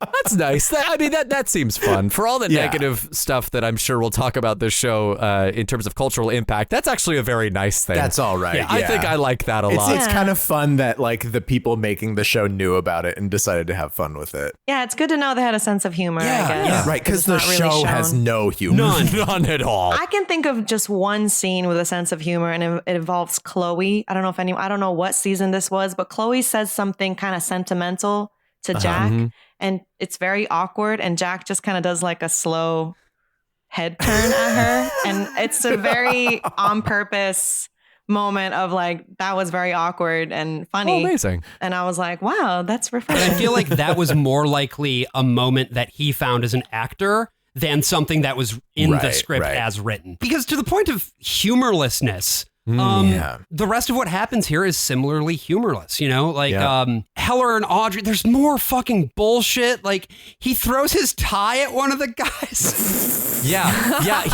He also tells Audrey, you cannot allow a negative thought to enter your negative head thought? now. That's right. And that's like don't saying, worry your pretty little head, dear. but that's like saying, don't picture Goku getting stuffed till he's fit to bursting. Like, I mean, like, you're now immediately that's all going to I'm think thinking that's, of. now that's Impossible to all do. you can It's think impossible of. to do. Perfectly spherical at this point. He's so round. Oh, he can't eat another bite. Oh no, don't bring me that bucket of KFC. I don't know how I'm supposed to not be negative in that moment. Right. I'd be like, Dad, things are pretty much as bad as it gets. Yeah. Like, You're going to be executed for war crimes. what do you got to say against that? I mean, But that's the other thing. The senator is clearly, he did these things, right? Yeah. Like, it's not in doubt that he committed all of these war crimes. Yeah, all that matters is that your perspective is not the perspective of a fucking cuckold faggot who thinks that it's bad that he did those things. That's right, Brian. Yes, or that Right. Lockheed Martin kills Exactly. children. Like, you like, can't think that either. You can't Yeah. think about all that No. stuff. And, it's it's really good that they do it. Beirut goes out then to, do the drop with his suitcase or briefcase or whatever, and Debbie fucking follows him. Followed him. Yeah. And gets out here. too nosy. He finishes the drop. Leighton Meester walks up to him and is like, "Oh, your parents won't let you see non-Muslims. That's so sad." And she like kisses him or whatever. terrible kiss, terrible acting. One of the goons sees them, and one big component of 24 is people from extremist backgrounds. And by extremist backgrounds, I mean that they are from countries that are not the United States. Extreme. The fact that they're from these backgrounds and they express to their peers the grave sin of loving America. And that then makes them an outcast in the world that they're from. And Leighton Meester in this situation is a stand-in for the America that Beirut, loves so much. All we have is love. What does this tell us about where the country was at 4 years out from 9/11? Timeline wise, I was thinking like, 2005, like 2004 is when the torture and like prisoner. Oh, yeah. stuff When did came Abu out. Ghraib come to? Yeah, Abu Ghraib was known by that point. Okay. It was known before the election and everything because I believe it was even featured in Fahrenheit 9/11. Okay. It was 2004. That it came to That's light. when it came out. Yeah. So I feel like, do you think there's less torture in season 4 with respect to this coming out, or it doesn't make a difference? Or if there's more torture? I was trying to think about that last night. I was like, is there more torture in season 4? I think there's overall less because when we go on, there is still a bit, but there's definitely less than in other seasons. But I do think something they hit a little harder in this season, not just because of Beirut and his whole family, but in other cases as well, is this idea of hidden loyalties and the enemy hiding in plain sight, I would like to actually, if I could, read a contemporary review of season 4 of 24. Actually, no, this was not contemporary. This was in May 18th of 2012, but I think it actually accurately kind of sums up people's thoughts on the series in the Obama years and after the first 4 years of Obama. This is for IGN. This season was controversial for its subject matter and received complaints from Muslim organizations before a single episode even aired. But while the producers ran token PSAs during the show to dissuade viewers from associating all Muslims with terrorists, it's to their immense credit that they didn't punk out in the name of political correctness. Punk out. And displace the season's threat to a disgruntled band of slur for Inuit people or those notoriously hostile Amish. So That's very funny. yeah, real zingers there. See what he's doing there. Wow. But it's just this whole thing took place in the, you know, in the realm of like, you know, post PC culture, right? Like that we were not going to tolerate a society where we weren't allowed to actually speak truths, and that the truths that people wanted, for the most part, seemed to mostly be as Islamophobic as possible, you know, in every possible respect. One of the things that's a real problem with the way that they create this family is that it's establishing this binary where you have like good Muslims and bad Muslims, right? Mm-hmm. And whether you're a good Muslim or a bad Muslim is also pretty well correlated to whether you are a good American or a bad American. Oh, sure. Which I really, really don't care for. It's just a Why? Well, you see, no, it's just such a flattening way of looking at it, and it doesn't understand how and why people actually get radicalized, right? Because generally speaking, people are radicalized due to material conditions, and so then they use religion as an outlet for that sort of extreme way of being, and they integrate the extremism that has been inculcated into them by their material conditions, and it further propagates as a result of the sort of hole that they go down. And you see this everywhere. It doesn't matter whether we're talking about like the guys who did 9/11, who were from Saudi Arabia, by the way, and the Kingdom of Saudi Arabia did that. I just wanted to point that up and make that very clear. Also, it fucking, you know, freak ass, you know, QAnon evangelical Christians. It's the same goddamn dynamic. Well, I'm just surprised. Remember how we were talking, I mentioned earlier, like they were spacing out the Muslims as terrorists, you know, according to the seasons, because they can't all be Muslims. Now that I'm thinking about it, season 4 feels like the most Islamophobic season. And ironically, like season 2, which is the one right after 9/11, is probably the more left of 24, because the bad guy turns out to be like this oil tycoon at the very end of the season, you know, and David Palmer is fighting to prevent unnecessary war, you know. So ironically, timing wise, I'm just kind of like, no, like a little impressed. But in terms of what you said with like the right wing, you know, extremists and stuff, in terms of spacing out all of the bad guys, like, okay, we got like some Mexican cartels, we got like this British guy who wanted to poison everyone, you know, we have like of course, you know, Chinese, everyone, but there was no like extreme right-wing racist like KKK type of militia trying to go after David Palmer. Like I find that hard to believe. So spoiler alert for season 5, David Palmer gets assassinated at the very top of the day in the very first episode. It's one of the very first things that happens. And like you were saying, Yurié, that it doesn't, the people who are doing that, you would expect them, I think, naturally to be radicalized, homegrown white American terrorists. Because of the fact that David Palmer is generally portrayed as being pretty fucking liberal up until he's not. Yeah, and if in a world where like 9/11 didn't happen, but 24 was still a successful show, that probably would have been the case, right? Because we talked, militias were a big point of contention in the 1990s. Right. Ruby Ridge, Branch Davidians led to a rise of white supremacist militias all over the country. Timothy McVeigh, of course, bombed the federal building in Oklahoma. The militia movement was all part of this same sort of through line that still is much more prevalent in what we talk about now, especially since Trump was elected, especially since the empowerment of those militias to actually work security for Trump events and to appear at the Capitol on January 6th, 2021. But at this point, full blind eye to that shit, right? ATF wasn't going after them. FBI wasn't going after them. Everything now was about the terrorists in the Middle East and the Mexicans. Another reason why season 2 feels a little more left is, I don't know if you guys remember, in the beginning, Jack is called back to the job. You know, he has to shave his beard, right? Feels like he has to be called back a lot to this job. Yes, he does. This is every season, pretty much. Yes, always. Like, it drags me, like, every time I crawl out.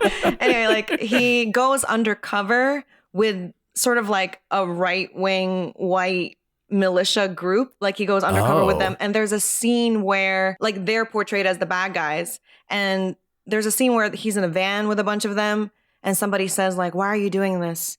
And one of them says to Jack, like, you tell him, Jack. And Jack is just like, because we're patriots. So they were giving a shout out to, there are bad patriots too, you guys, you know. Speaking of bad patriots, there is a bad guy in this show that has the coolest earring I've ever seen. Like I'm always a sucker for like bad guys with earrings. Are you talking about fake Jack Bauer? Yeah. Okay. He does I a love perfect that he does the fake fucking Jack Bauer voice. Yes. And then they do a switcheroo at the end of the episode where Jack Bauer then has to impersonate him at the end of the 4th episode of this. So that was a very satisfying kernel for me to hang on to. For sure. What I can only describe as a show that is just soup. It's a soup of a show. It just, things are happening and the timer's beeping, which is very good when actually like the pressure's being So like when things are happening, like it feels like a bomb about to go off. But when things aren't really happening, it just reminds you what time it is and how long you've been sitting watching this fucking show.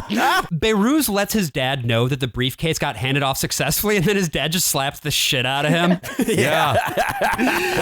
Because he's like, oh, we know about your little girlfriend, whatever. So like at this point, Leighton Meester is marked for death. It's fucking great. Jack Bauer gets to Union Station to try to meet up with Andrew, the hacker guy, but there's another guy, this is the guy with the cool earring, who walks up to Andrew and is like, hey, I'm Jack Bauer, which is great. Fake Jack abducts Andrew and Alexis. Then there's like 10 very stupid minutes of action where there's like a gunfight. And fucking so I watched this on Hulu, even though you were kind enough to send the files along. I was just like, it's on Hulu. I'll look at that. I don't know why I turn to Jay Leno when that happens, but Jay Leno owns Hulu. So 24. Did you see this? You hear about this? But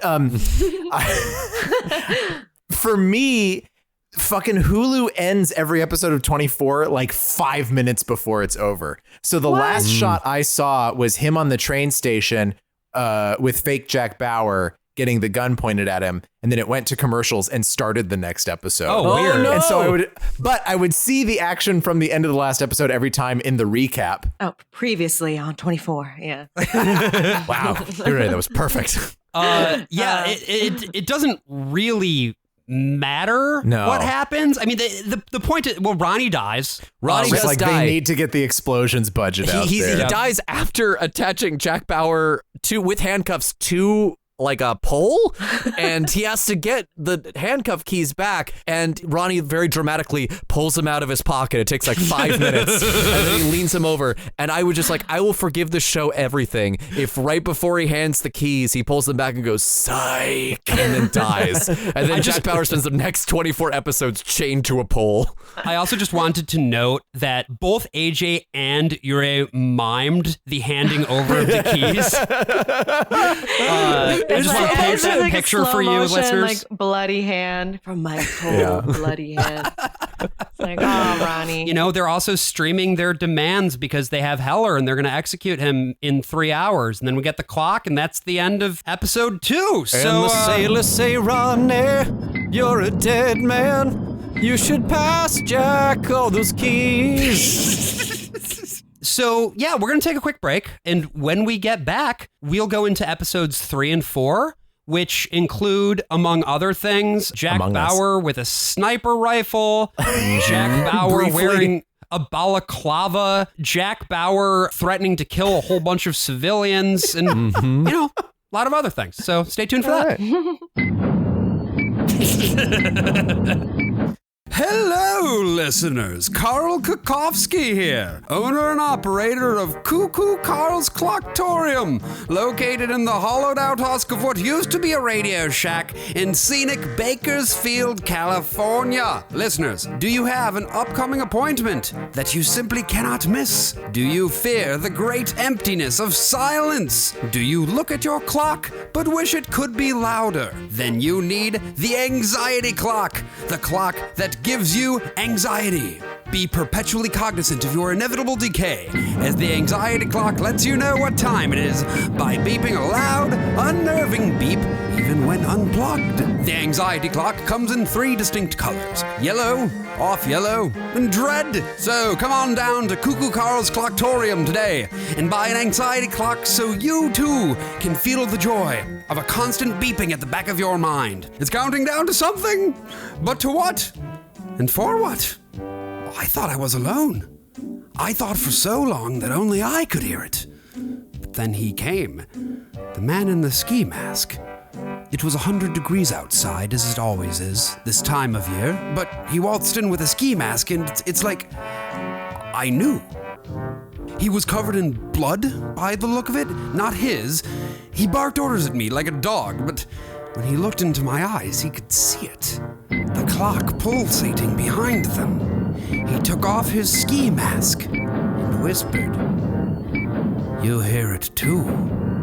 I nodded, and without hesitation, he grabbed my head in his hands and twisted sharply, and for a moment, silence. I was free. I could hear my own thoughts again, but the clock kept beeping. No, it was over. I was free. I was free. So come on down to Cuckoo Carl's Clocktorium today and see why Clock Monthly called us a store that sells clocks. Cuckoo Carl's Clocktorium. Let's put a dial on that face. Previously on The Worst of All Possible Worlds. 24 hours a day. Oh my God, no. That's not the right sound. I can't believe you fucking Suck put in my a dick. 60-minute sound. I hate you so much.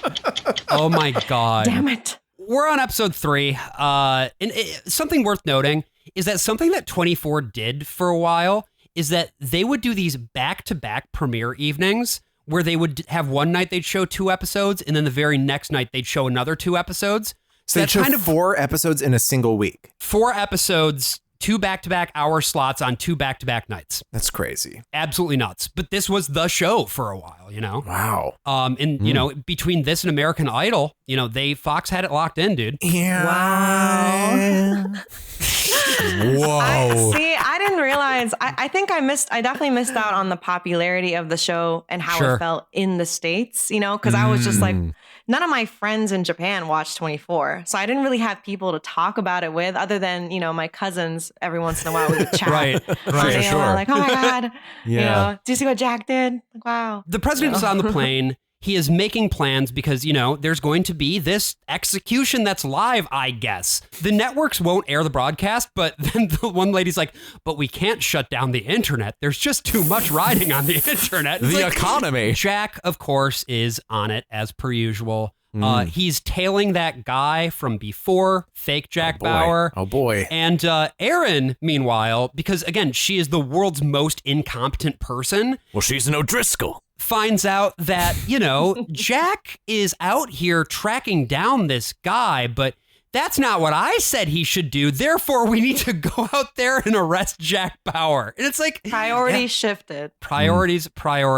So Jack Bauer tails that guy. They do some car pranks. Anyway, Heller's being tried for crimes against humanity. And we're supposed to be like, crimes against humanity? No way. And I was like, yeah, you're the Secretary of Defense of the United States of America. You absolutely 100% are liable for crimes against humanity. Remember what that victim mentality felt like? Remember when it was like God. America was the #1 victim and clearly there's nothing that we could have ever done that could have caused anybody to be mad at us?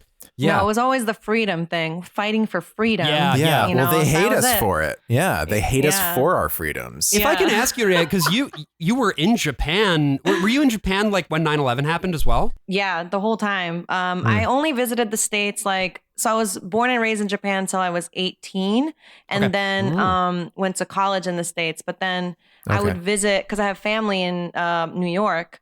So like every Christmas we would go and visit my Nana and stuff like that. But, you know, never more than like 2 weeks, 2-3 weeks. Oh, sure. So yeah, so I wasn't here for all of that. To what extent did that whole like America is the #1 persecuted nation in the world narrative even make its way over? Like I said, our household was pretty much American media, you know? Sure, yeah. So Sure. I don't even know if there was CNN, like, because we had to have cable to watch CNN. If not, we would have to watch like at a very specific hour. There was like 30 minutes of, you know, NBC headlines or whatever. But so I guess I was 11 when 9/11 happened. I remember obviously people talking about it at school, but Okay. it wasn't very it was just like that crazy thing that happened in the U.S. Sure. Yeah. Was there ever a worry about like terrorism coming to Japan at all? No. Yeah. One thing about Japan that people always say is like Japan is a peaceful place. Like Japan is a peaceful, like that's everyone's always saying that. No former PMs just got shot in the fucking broad daylight or anything. No, but Japan definitely has like long-term or short-term memory loss in terms of their own war crimes, because Japanese people don't even know what to say to that. Like when I've straight up asked them, that's like one of my street interviews that I've done. Like, for man. TikTok? yeah, like especially right after Abe was shot, I was asking people, why do you think Abe was shot? And people were just like, oh, you know, there's just like a lot of weirdos out there, you know? And I was like, well, the consciousness amongst my friends in the States, for example, is pointing out Abe's legacy as not being very good because he, you know, was like a denier of a lot of these war crimes that Japan committed and, you know, like comfort women and things like that. He refused to apologize, all these things.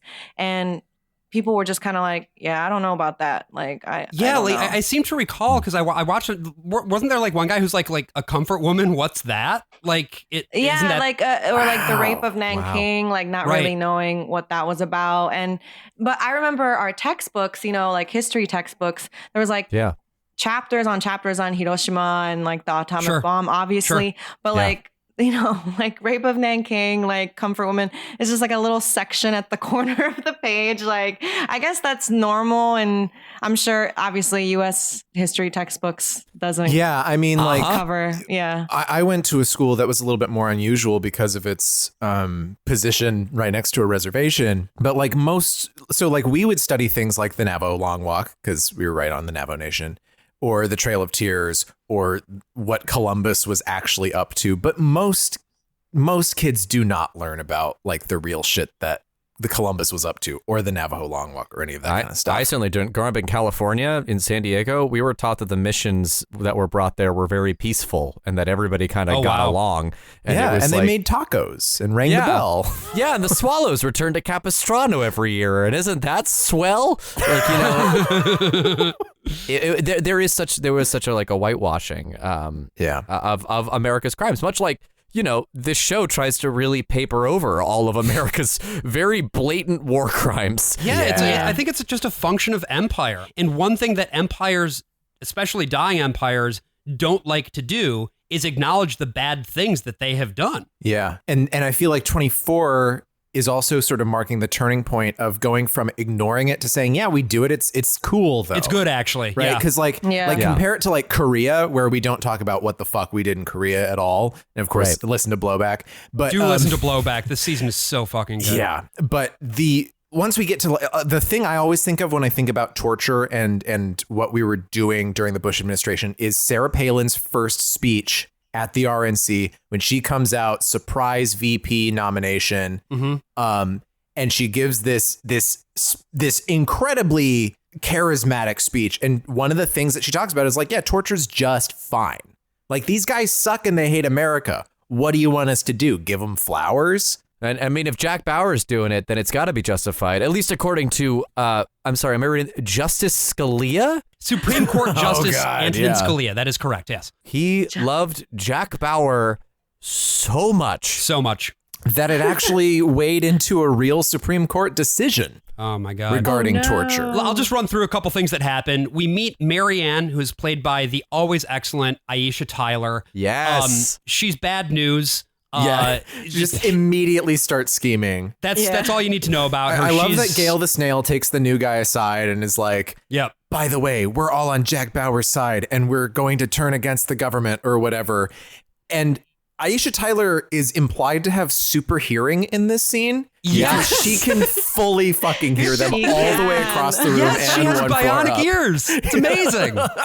All you really need to know about Aisha Tyler's character is that, she's scheming. She's up to no good, and she is very clearly marked for death, and she will die, I think like episode 7 or something like that. Oh, lame. Yeah. They don't even keep her through the whole... I do like that there's this dialogue between Aaron and Curtis where they talk about like the things that Marianne could do with the intelligence that she has. She has details about the new UVX system, And in order to clear this, they would need to do a Section 1 security reboot. Of course. I hate when that happens. Or I love when that happens. Behruz comes to his mom because he's like, I don't want Debbie to feel bad because, again, this fucking Debbie thing is still going on. Oh, God, Debbie. There's just this fucking music Dragging here, too, it. which is just the most. Sometimes you just wish she'd get fucking poisoned. Well, in the interrogation room, because again, remember, Heller's son is going to get tortured. Curtis is like, no, we can't torture him with a nerve agent. He's white. Let's just... Yeah, very much. Yeah, And then come it on. zooms in on Tom Hanks. He's white. Let's just like do sensory deprivation. Let's just Yeah. torture him in an even Non-invasive. more psychologically He says intrusive it's way. not invasive. And I'm like, this is so much worse. Are you kidding me? No, this was crazy. The merciful torture Yeah. alternative. Yeah. And it's just like, okay, first of all, that sounds awful still. And then second of all, like, why this guy though? And it's like, oh, okay, yeah, he's not Muslim. So we Nope. can't torture this guy. You know, course that's not. that's a little And too much. Curtis is so fucking torn up about it too. He's Yeah. like, oh, I can't do it. But wait, I could simply subject him to a form of torture that completely fucks up his brain, maybe permanently. What Wouldn't if that they be just good? loaded him up with a bunch of food so that he got big and round? That's right, Brian. No, but the sonic torture, my brother told me about this. Like, I guess they use it at Guantanamo Bay. Oh, yeah, sure. it's totally a And- real thing. Yeah. Yeah. Right. And like the most played song, do you guys know what it is? No. Is it Barney? Yeah, it's the Barney Yeah. song. It's the I Love You. I was Sure. like, okay, That's just a suggestion horrible. of that. Yeah, if I had anything to tell, I would be like, I'll tell you everything. Yeah, because that's not what they end up doing to the kid here. That's not what they end up. Well, they couldn't afford the rights. It's a very expensive song. Right. Yeah. Instead, what they do is they just play a high pitched sort of hum. Yeah, torture. We love it, right? Yeah, we tortured some folks. We're Yep. coming off the back of, we talked about this, like Abu Ghraib was still pretty fresh in the public Yeah. imagination. So you couldn't do like good old fashioned like cattle prod torture. But the FBI and fucking, of course, John Chun Yu with his whole, memo and everything really wanted us to know that like some forms of torture are actually not really torture when you think about it, actually. Bending over backwards to make this shit work out. Yeah. In a way that it's almost like they didn't even have to because they were still just doing it anyway. But Abu Ghraib itself was just such a scandal because they were stupid enough to take fucking pictures of themselves. Right. That's really all it was. It wasn't that Yeah. they did anything out of the ordinary. It's that they took pictures of themselves doing something extremely fucking abhorrent. And for a we only see like a fragment of all the pictures. You can find more online than what they ever showed on TV, right? It means nothing. It's just like, we just went after this and decided that if we just kept doing it, people would stop caring. Right. And that's precisely what happened. And with the help of shows like 24, which had government consultants up the asshole working on that fucking thing to Right. make sure that they could feed every little thing that they could into making this stuff as palatable and desirable as they wanted it to be, to the point where Antonin Scalia is citing this thing fucking left and right. I mean, the famous quote that he had is like, well, you look at Jack Bauer and he stopped LA from getting nuked because he tortured a guy. But like he kept talking about that even without citing 24. So like there's an interview I pulled up that was from like Swiss media where he was giving an interview and said, well, what if someone's going to nuke California? What are you going to do? Yeah, what You're if? going to have to torture him. Well, do you guys remember it? Well, it's always depicted as Jack. If he kills somebody, it's a bad guy. Jack Yeah. would never harm anybody good or kill someone for unnecessary reasons, except for Right. when he shot Nina Myers. I feel like that was kind of... No, Nina Myers is a bad person. Come on now. She is, but like right before he shot her, she says, I have more information or whatever. And he's like, no, you don't. And just like shoots her. Whoa. Yeah, but he had something very personal against her. Right. So I'm just like, all right, Jack's human. But, Spoilers for season 1 of 24, by the right, way. sorry, And everybody.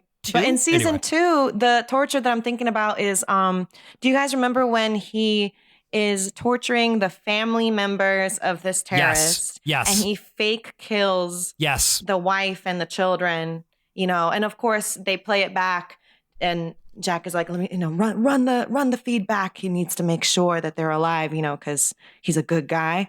But I was thinking like, that's a fucked up form of torture as well. Even if he didn't kill the family, like that's so traumatic for the guy watching. Like he just saw his family get killed for all he knows, The show is trying to show you that torture is good, that it is effective, that is a good tool. And the fact that he ends up using sonic torture here instead of the other torture says, hey, look, the stuff that we're doing isn't like torture. It's just like torture, just like a dash of torture. Plus, Gail the snail starts hacking her coworkers. Yeah, well, there's more. There's a lot. Stupid Edgar, who doesn't come into the meeting with a laptop. No, Edgar comes in good, memorized all of his facts in his head. That bumbling, stupid fucker. There's this whole fucking thing with Andrew, who again is the hacker from earlier. He gets the shit kicked out of him by some goons under a highway overpass.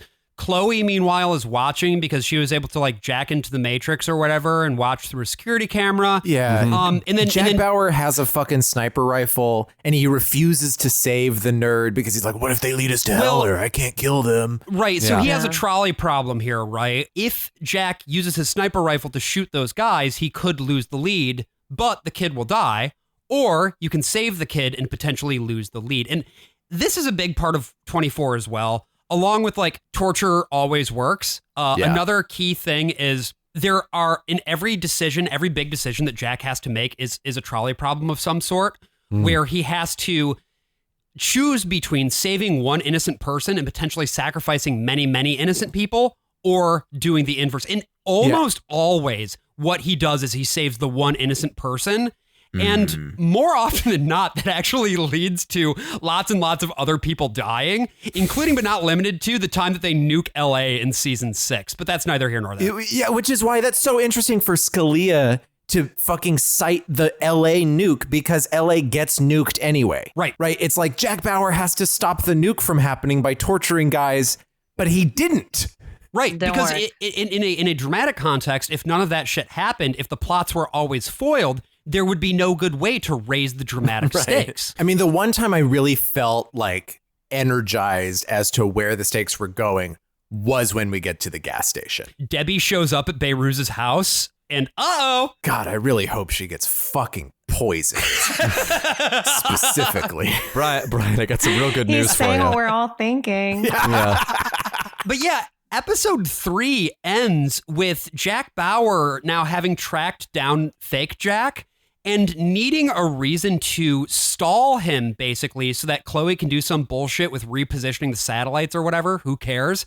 And the way that he does this is by holding up a gas station. He just happens to have a ski mask. Just ready to lava. go. Yeah. You don't have one? Weird. And this gives us the clock out of that episode and the clock into episode 4. But yeah, let's talk about this. Thank you, Brian. But let's talk about this gas station holdup situation, shall we? Oh, no, this is too much. No.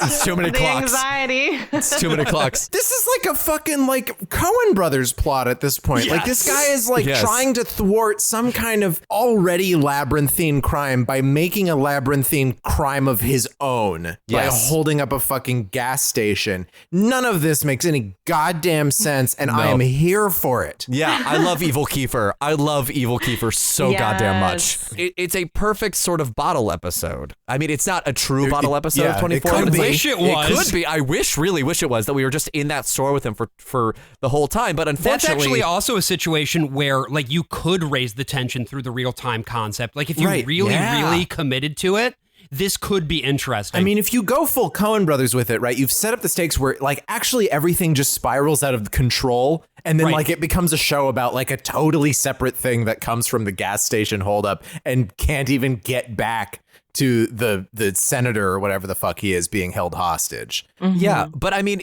I think this just is another example of why doing 24 episodes a season might not be the best thing for storytelling purposes. Right. There's like it made me think of, because all of my 24 season memories are kind of blurred together a lot of the times. Mm-hmm. When I was rewatching this, I thought it was going to be there was like a bodega holdup or some other like store holdup. in another season. This wasn't it, but there's a moment where like Jack works together with Muslims who are there. That's in season 5, I want to say, where Jack goes to a guns and ammunition store, actually, that is owned by these Muslim guys.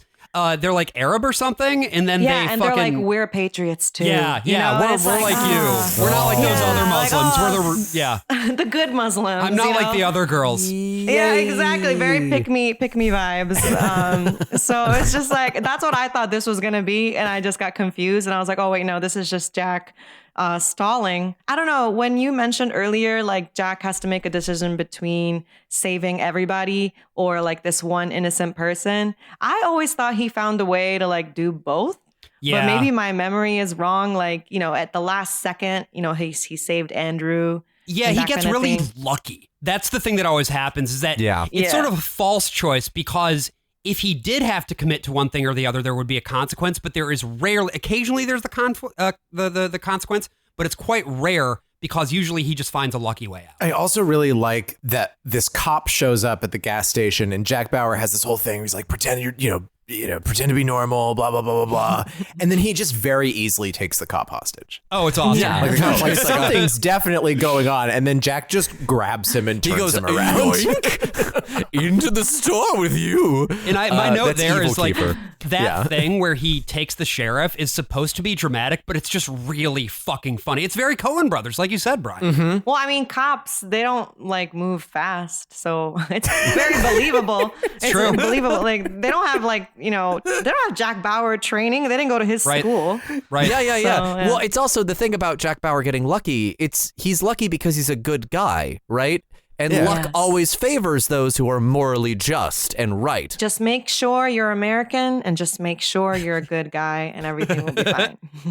There really aren't any consequences for him, because he is doing it for the greater good, despite, you know, traumatizing all the people in this store by like far and away. And he's holding one of the bad guys hostage. I believe it is Evil Kiefer. Like, it is the guy with the earring. Sorry, this is getting confusing. You're talking about Kiefer. Fake Jack. Fake Jack. Dark Kiefer has arisen, and he is out here to remove Fake Jack from the equation.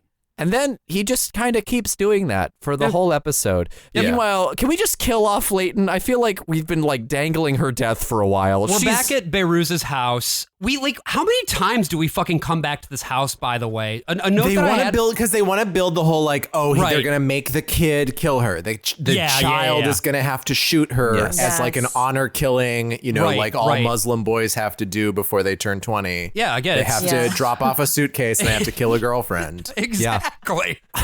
There are moments too in this house. Man. Okay, so there are moments too in this house. This show was also produced by Brian Grazer, who did Arrested Development as well, and a lot of the camera movements are like brought over from Arrested Development. Like, they took a lot of the stuff they learned in 24. Looks like it was brought over from Arrested Development. The fucking kitchen in their house. Yeah. There's a point where he's driving the briefcase over to drop it off, where I'm like, oh, it looks like George Michael. And it was like, little did he know that he was dropping it off with a Saddam Hussein impersonator. I counted in that kitchen 22 cabinets and 8 drawers. What? You counted them? Yeah, because I was like, that's so. man. I was just like, I looked at that kitchen. I was like, that's so many cabinets. That's so many. Model home. Yeah, it was. I like to think that it wasn't that it was iced tea that she then poisoned, but that they just had a thing of poison iced tea lying around for exactly this reason. Just a big label on it: "Do not drink, for girlfriends only." Right. Because Shora Agdashlu serves Leighton Meester some iced tea, and from the moment that thing touches her lips, you know exactly what's going on. And to her credit, like, she plays like the Lady Macbeth role amazingly well in this. Like, she's really relishes in just being like a bad guy, and it's really fun. She's like, having a lot of fun. But at the same time, the son is like, I'm gonna have to kill her. So there's like he's this got whole a gun. thing where he's got it's fucking. Shore's like, she just hands him the gun and is like, well, you got to shoot your girlfriend now. You know what to do. I'm gonna go upstairs. This is part of our values as a terrorist family we have inculcated within you. You've always known this. So sorry, my guy, but it just has to be done. Honestly, I just really didn't care about this whole thing. Like, I didn't care back then. I didn't really care now. I don't know why. Maybe I'm dead inside. I was just like, all right, you know. But what about it's just No. the show is just so like AJ said, it is soup. It's just like every scene just fucking happens. It resists you paying attention to it. Like it doesn't really want you to follow it that closely.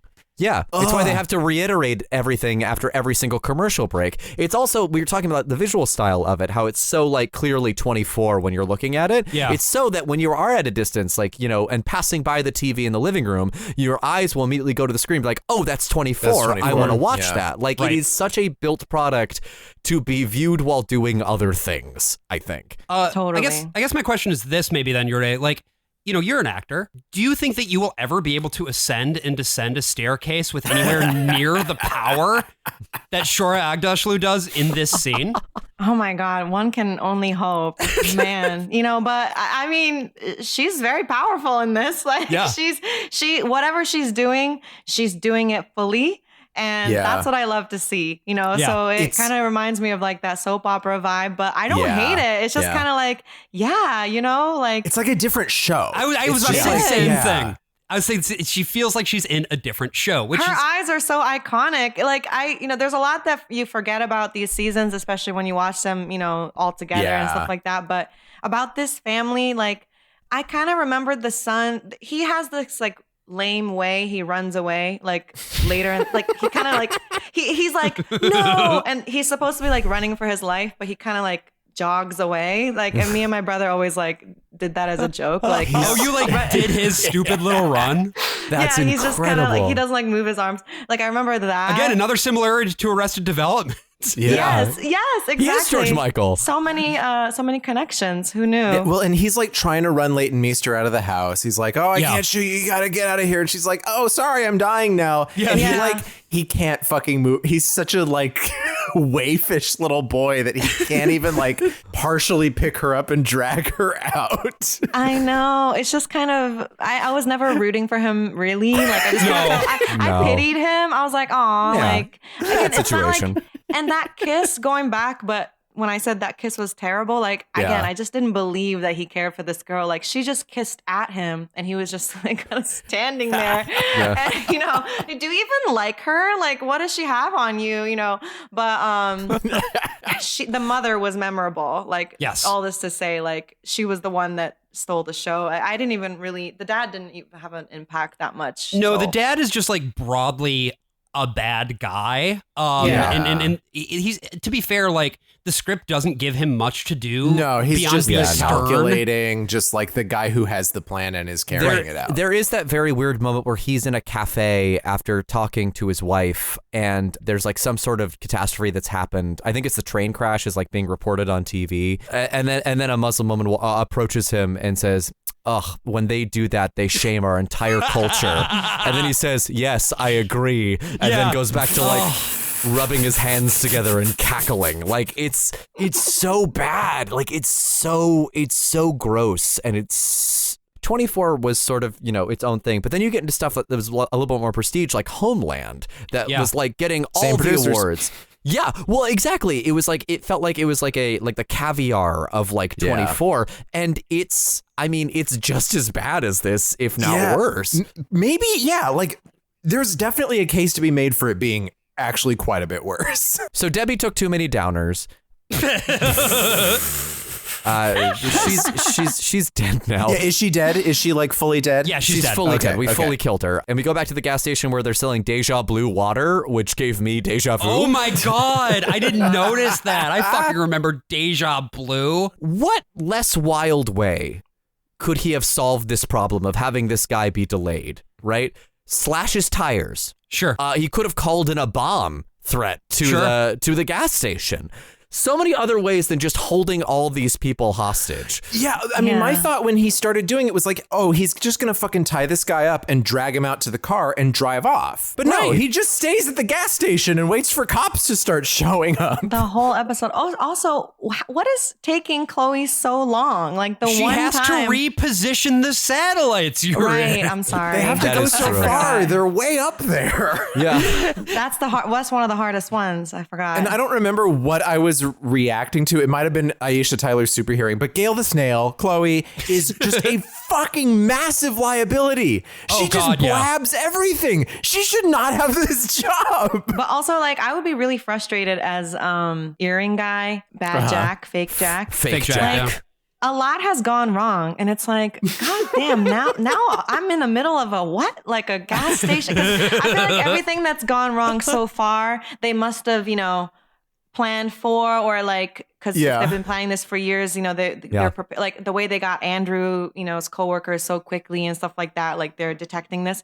But on top of everything, like, why am I in the middle of this like gas station? What is this random guy like holding up this place? Like, there's no money here. Like, not to mention the fact that once Jack is inside the gas station, he fucking takes the mask Just takes it off immediately. Yeah. Why is that okay? It's like, did I miss something? Like, He was very warm in his Los Angeles ski mask. I feel like it was Kiefer Sutherland being like, yeah, I'm not going to fucking do this whole episode in a goddamn ski mask. It's 1,000 degrees in this gas station. By the way, I just wanted to note one other subplot that we haven't mentioned that is also going on parallel to all this is that Aaron Driscoll has a schizophrenic daughter. Yes. Yeah. Right. I don't even remember this. Yeah. She calls her, like, Mom, I'm scared. And she's like, have you been taking your pills? And she's like, no, I haven't been taking them. She's like, well, you got to take your pills. And then she's like, I won't. And she hangs up the phone. It's supposed to like make you, I think, sympathize with Driscoll more. I actually don't think that's what it is. Here's some pathos. I mean, it's not that, but I think it's actually mostly for the mechanics of what ends up happening a little later on in the season. Is she going to become a liability? Well, she she kills herself. Oh, okay. In CTU custody, the girl kills herself, and so then Erin is so overwhelmed with grief that she has to leave, which then makes room for Bill Buchanan to come. Oh, I thought she was fired for incompetence. No, she's overwhelmed with grief. Oh, God. Because, I mean, this to fully play out that subplot, it's, she then gets a call from her neighbor that her daughter has went into their backyard and was screaming at their kid, and that he called the cops on her. He saw something and he said something. It's also just this weird thing of like, this is such a dumb thing that doesn't really fit. It's like something that's like, the fact that this is supposed to be this focused 24-hour period, we're watching it play out in real time, and then it's like, okay, we're going to veer all the way over here now. They just needed something else to do. And I guess a question for everyone about this is like this sort of treatment of like mental health in the media. I don't honestly remember. Was this par for course in the mid 2000s? I genuinely don't remember. Probably. I didn't watch much. I never watched much network TV growing up. So I can't really tell you about like what network TV did. I mean, this was a thing that happened all the fucking time on House, if that's what you mean. Yeah. Yeah, that's true. Which was running parallel with this show. It happened a little bit on Lost, honestly, too. A show that I actually genuinely, for the most part, like. There's a character on there, like the most beloved character spent time in a mental institution, and it's not treated great. And speaking of writing, AJ, you're a writer. Well, you write things too, right? I do. I think more about writing than I actually write. Well, let's talk about the mechanics of the writing. Well, I want to know. With a network show like this, like 24, it feels like so much of this stuff is just like the most paint by number, or like it's like they pull from a drawer of index cards. It's like, we need to feel for the hard ass boss. Okay, here's the thing. There's something with their kid. It's like whatever. Mad Libs, yeah. Like, is this, and I know that neither of you have written for a television show, but like, do you think that this is the easiest fucking shit to write, or it's actually incredibly hard to write at this level of like hack work? I imagine like the 24 writers room, they all have like their right credentials, graduated from wherever, and like they're very good at this structure and like good at what they do. And I guess, at times or all the time. Access to the good cocaine, yeah. Yeah, stuff like that. Yeah. But I mean, there's just so much like over explaining things, like you said, 3 times a lot of the times. Yeah. And is that good? I guess it's effective, right? It gets the job done because, you have to assume not everyone's following along. So I guess it depends on what you're expecting from it. Like, what lens are you looking at it from? Obviously, it's not like high art, but at the same time, I don't think what they do is easy, and I'm never gonna say like, oh yeah, I could do that. Like, no. No. That's I a mean, lot. I would lose my mind, I think, writing a show like this. Because a lot of it also feels like first draft stuff that they just didn't have time to fix. There's a point where the president tells his like staff, keep us closely posted, which is such a weird turn of phrase. AJ, just for your reference, posting is when you're standing next to somebody and you post on Twitter, but you show them what you're about to post. We call that an Evan Hansen in the business. It's something too that like John Swartzwelder talks a lot about when he was writing on The Simpsons. When he very rarely gives interviews, but most recently gave an interview where he talked about his writing process, and he was just like, I am a much better rewriter than I am a writer, so I just get the first draft done as quickly as possible. And if I know that I need to get Homer into a certain place, at the end of the scene, Homer will say like, I have to go to here now, and Mark will say, okay, goodbye, Homer, and that will be the end of the scene. That happens all the time in 24. It's that thing. Right. But then they just don't, it seems like they don't go back and rewrite it, because there isn't time. Because most show orders are 22 episodes, right? They're going more. Sometimes it leans into 23 or sometimes it's like 21, but this has to be a solid 24 the name of the show. Every fucking season. 24 hours a day. And that's going to require some vamping. And a lot of the dialogue just feels like vamping to get to the next thing because they only have so many events that they've planned out. Chloe gets arrested. Yes. Correctly, actually. Aaron calls Jack and is like, you have to stop doing this. Fake Jack commandeers a yellow pickup truck? Yeah, like Jack is like, I'm going to send him southbound on this road. So he drives far, far away from the gas station with him as a hostage, drives north, and then releases him and is like, walk that way. Right. Like, that's just, why not just have him walk out of the gas station? There are more cars there. And then just tell the cops who you are. Tell them that you're undercover. Like, easy. Guy. CTU is able to, I guess, tap another node or whatever. We learned that Jack was, of course, once again, right about everything. Where the terrorists are, what they're doing, who's behind it. But just as Jack is about to get to the place, he is intercepted by the police and he gets arrested, which I'm sure in episode 5, there's no way that he'll immediately be like, oh, hey, I'm undercover. So let me go. Spoiler alert, that's exactly what happens. Wait, how is that what happens? Because he's not working with them anymore. That should really, whatever. Doesn't matter. Who cares? Josh, I was going to say, I'm never going to find out. I will never watch the show again. I know. And I'm free. Yeah. So I'm free now.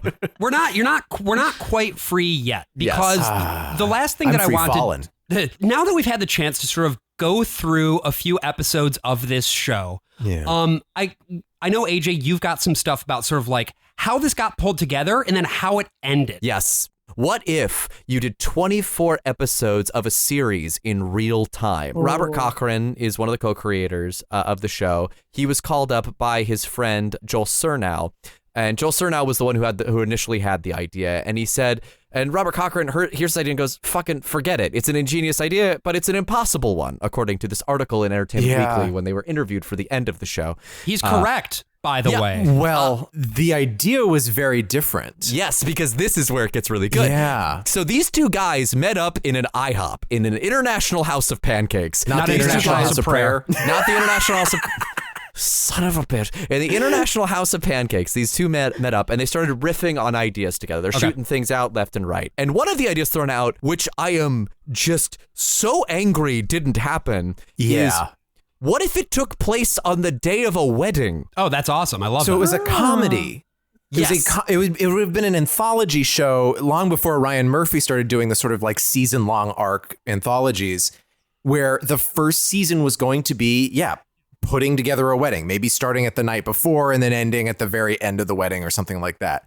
Yeah. Which is amazing. Yeah, I saw you. That got a big nod from you there too. I'm just like, that's so different. That is not what happened at all. So what happened? So here's what Cochran says in his words. He says, quote, "You can imagine people staying up for 24 hours for a wedding. People start backing out, getting cold feet. Then we realized we were not wedding kind of guys." Okay. So then it was just, I guess, thrown out the window entirely. It originally started out as a story about a guy who's trying to stop an assassination. At the same time, his daughter goes missing. Pitch it to FX. FX says, absolutely not. That sounds like the most expensive thing on the goddamn planet. So they went to Fox, and Fox was like, oh my God, you're bringing us a male soap opera, according to Gail Berman, the Fox Entertainment president. And season 1 really is a male soap opera. I will say that. There's so much more about like the family relationships and all that. I think it's totally, in terms of the writing, easily the strongest season. And, Interesting. And this is really funny too, because like hindsight being 2020, this next quote from Gail Berman 2024 is I'm gonna kill you, is so impossibly strange to me to read on screen. But it says, the question was then, would men watch a serialized show? Yeah, us men, we really have a hard object permanence is very difficult for us, I think. I'm just confused, like the consciousness, the stream of consciousness of like, we're not wedding kind of guys. What kind of guys are we? Oh yeah, like counterterrorism. God, we really hate Muslims. Like, let's. Yeah, it's mostly that. Yeah. Well, I identify as, like, okay. All right. I mean, I would assume they just don't know how to write jokes. And so they were like, oh, we can't do a comedy because we don't know how. If this is how it began, how did it end, AJ? Well, ratings just fell off the goddamn planet. Like everybody, after season 6, as you said, killed off most of the cast. People's interest started waning. It staggered Turns on. out people like coming back and seeing the fun characters that they grew attached to. Yeah, wow. Characters is also being very generous here. Disagree, but you haven't watched as much of this show as I have. That's true. Like the only reason people kept tuning into NCIS was because that one goth lady. Yeah. Oh, yeah. She opened a bakery right next door to New World Stages. Good for her. That is now closed. Wow. What a great story that was. So it had defined beginning, middle, and end. It did. Yeah, why not? It sure had the structure. Oh my God. Okay. So it low key fell off, is what you're saying. Yeah, it fell off the planet. They did live another day, which was an attempt to sort of 3 or 4 years later. To inject sort of new life into the series, but and then they did it. They did it with Sky. With like the British broadcaster. Oh, so that's why it's in London. Okay. Yeah. And, it started to get a little bit like it was Jack Bauer had the horror movie franchise thing. It was Jack Bauer goes to New York. Jack Bauer goes to London. Jack Bauer in space. Unfortunately, they never got to Jack Bauer in space. If only. Oh, no, Jack Bauer, Moonraker. Oh, if only. But they did try with 24 and New Legacy, which has just like different people. It's a different guy. Entirely different people in it. It didn't do very well. Did you watch that one, Yurié? With the different guy? I didn't even finish regular 24. So I didn't have the energy for new 24. Josh, have you seen all of this? I also stopped watching 24 in, I think, season 7, but I have watched the very last episode of 24, just because I was curious where it would all land. It's fucking weird. It's interesting because I think even just watching these 4 episodes, I'm like, oh man, so much makes sense to me. Because I think that this show melted people's brains in a lot of the same way that like The West Wing did. Yeah. But on the other side. Exactly. Like The West Wing was like all the liberals who were like, this is how the government works. And then like on the right wing side, it's like, this is how dangerous it is living in America at every moment, or specifically Los Angeles. Any place with tall buildings and jazz. You, like me, watched this show as a teenager, liked it a lot. And you also, like me, were coming back and watching it for the first time in a long while. Yeah. I'd love to hear sort of your thoughts about how going back to the well compared to your memory of the thing and, what you got out of this, if anything. Yeah, well, it was a combination of like nostalgia. I still felt good watching it. I feel like my brain is wired to get excited when I hear the... and then, but at the same time, not that one. But at the same time, obviously, I'm just kind of like, this is not the masterpiece I remembered, as I mentioned before. But the decline of 24, I wonder if it has a lot to do with just like the political opinion kind of, because I feel like it was riding on this like centrist wave because, just as right now, whether you're pro-Trump or against Trump, the media is like obsessed with Trump, Trump. But I guess at the time, it was probably like Al-Qaeda, it was all about terrorism. So like whether you were liberal or not, like I guess it was in the consciousness very much. And then I know that like after 9/11, Bush's approval rating was really high. It was like 90%. And apparently that's only happened like 2 other times in like whole history. Yeah, it's when people go to war that happens. Yeah, when there's like a, international threat or whatever against the United States, I guess at one point people were just kind of like fell off, like realizing that torture is bad. Bush is not great. I think at this point in 2005, people probably knew there weren't weapons of mass destruction. Yeah. In Iraq. Like Bush even did a thing where like at the, what was it? The correspondence dinner where they have comedians make fun of the president or whatever. They had Bush do a speech where he was doing jokes. And one of the jokes was they took pictures of him like looking under his couch in the Oval Office and going, weird. Oh, nope, no weapons of mass destruction there.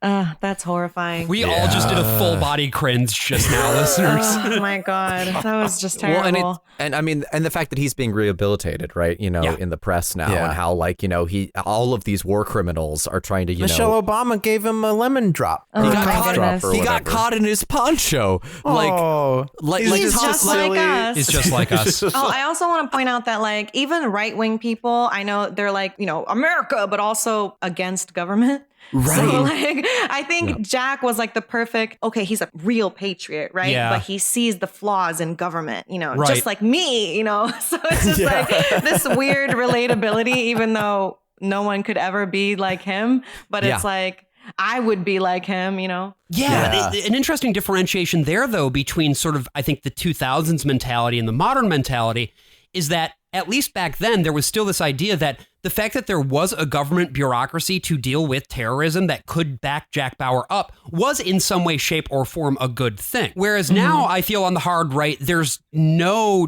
real desire for government bureaucracy whatsoever. Well, because the fucking FBI just raided Donald Trump at Mar-a-Lago. Yurié, is there anything that you wanted to talk about or plug or anything else like that before we bounce? Well, I'm very excited that this short film that I wrote, directed, and produced starred in my baby. It's called #Sponsored. It's a short dystopian thriller about social media influencers in the climate apocalypse.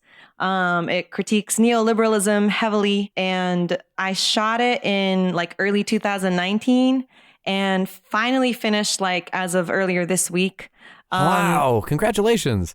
Thank you so much. Very excited about it. It kind of oddly predicts COVID because one of the elements of chaos that is going on. So basically the plot is influencers are quarantined inside because the planet is now like uninhabitable. And there was a bunch of things going on like ultra storms, wildfires. And one of the things I write in is like this mysterious plague. And so there's like people who are masked in the movie and stuff. So, when COVID happened, I was like, yikes, this is kind of uncomfortable, because it was supposed to be like a distant reality I was writing about. But I was like, I guess we're here. Yeah, sometime in the future. Oh, it happened. Okay. Yeah. I was like, cool, it's relevant. Yay.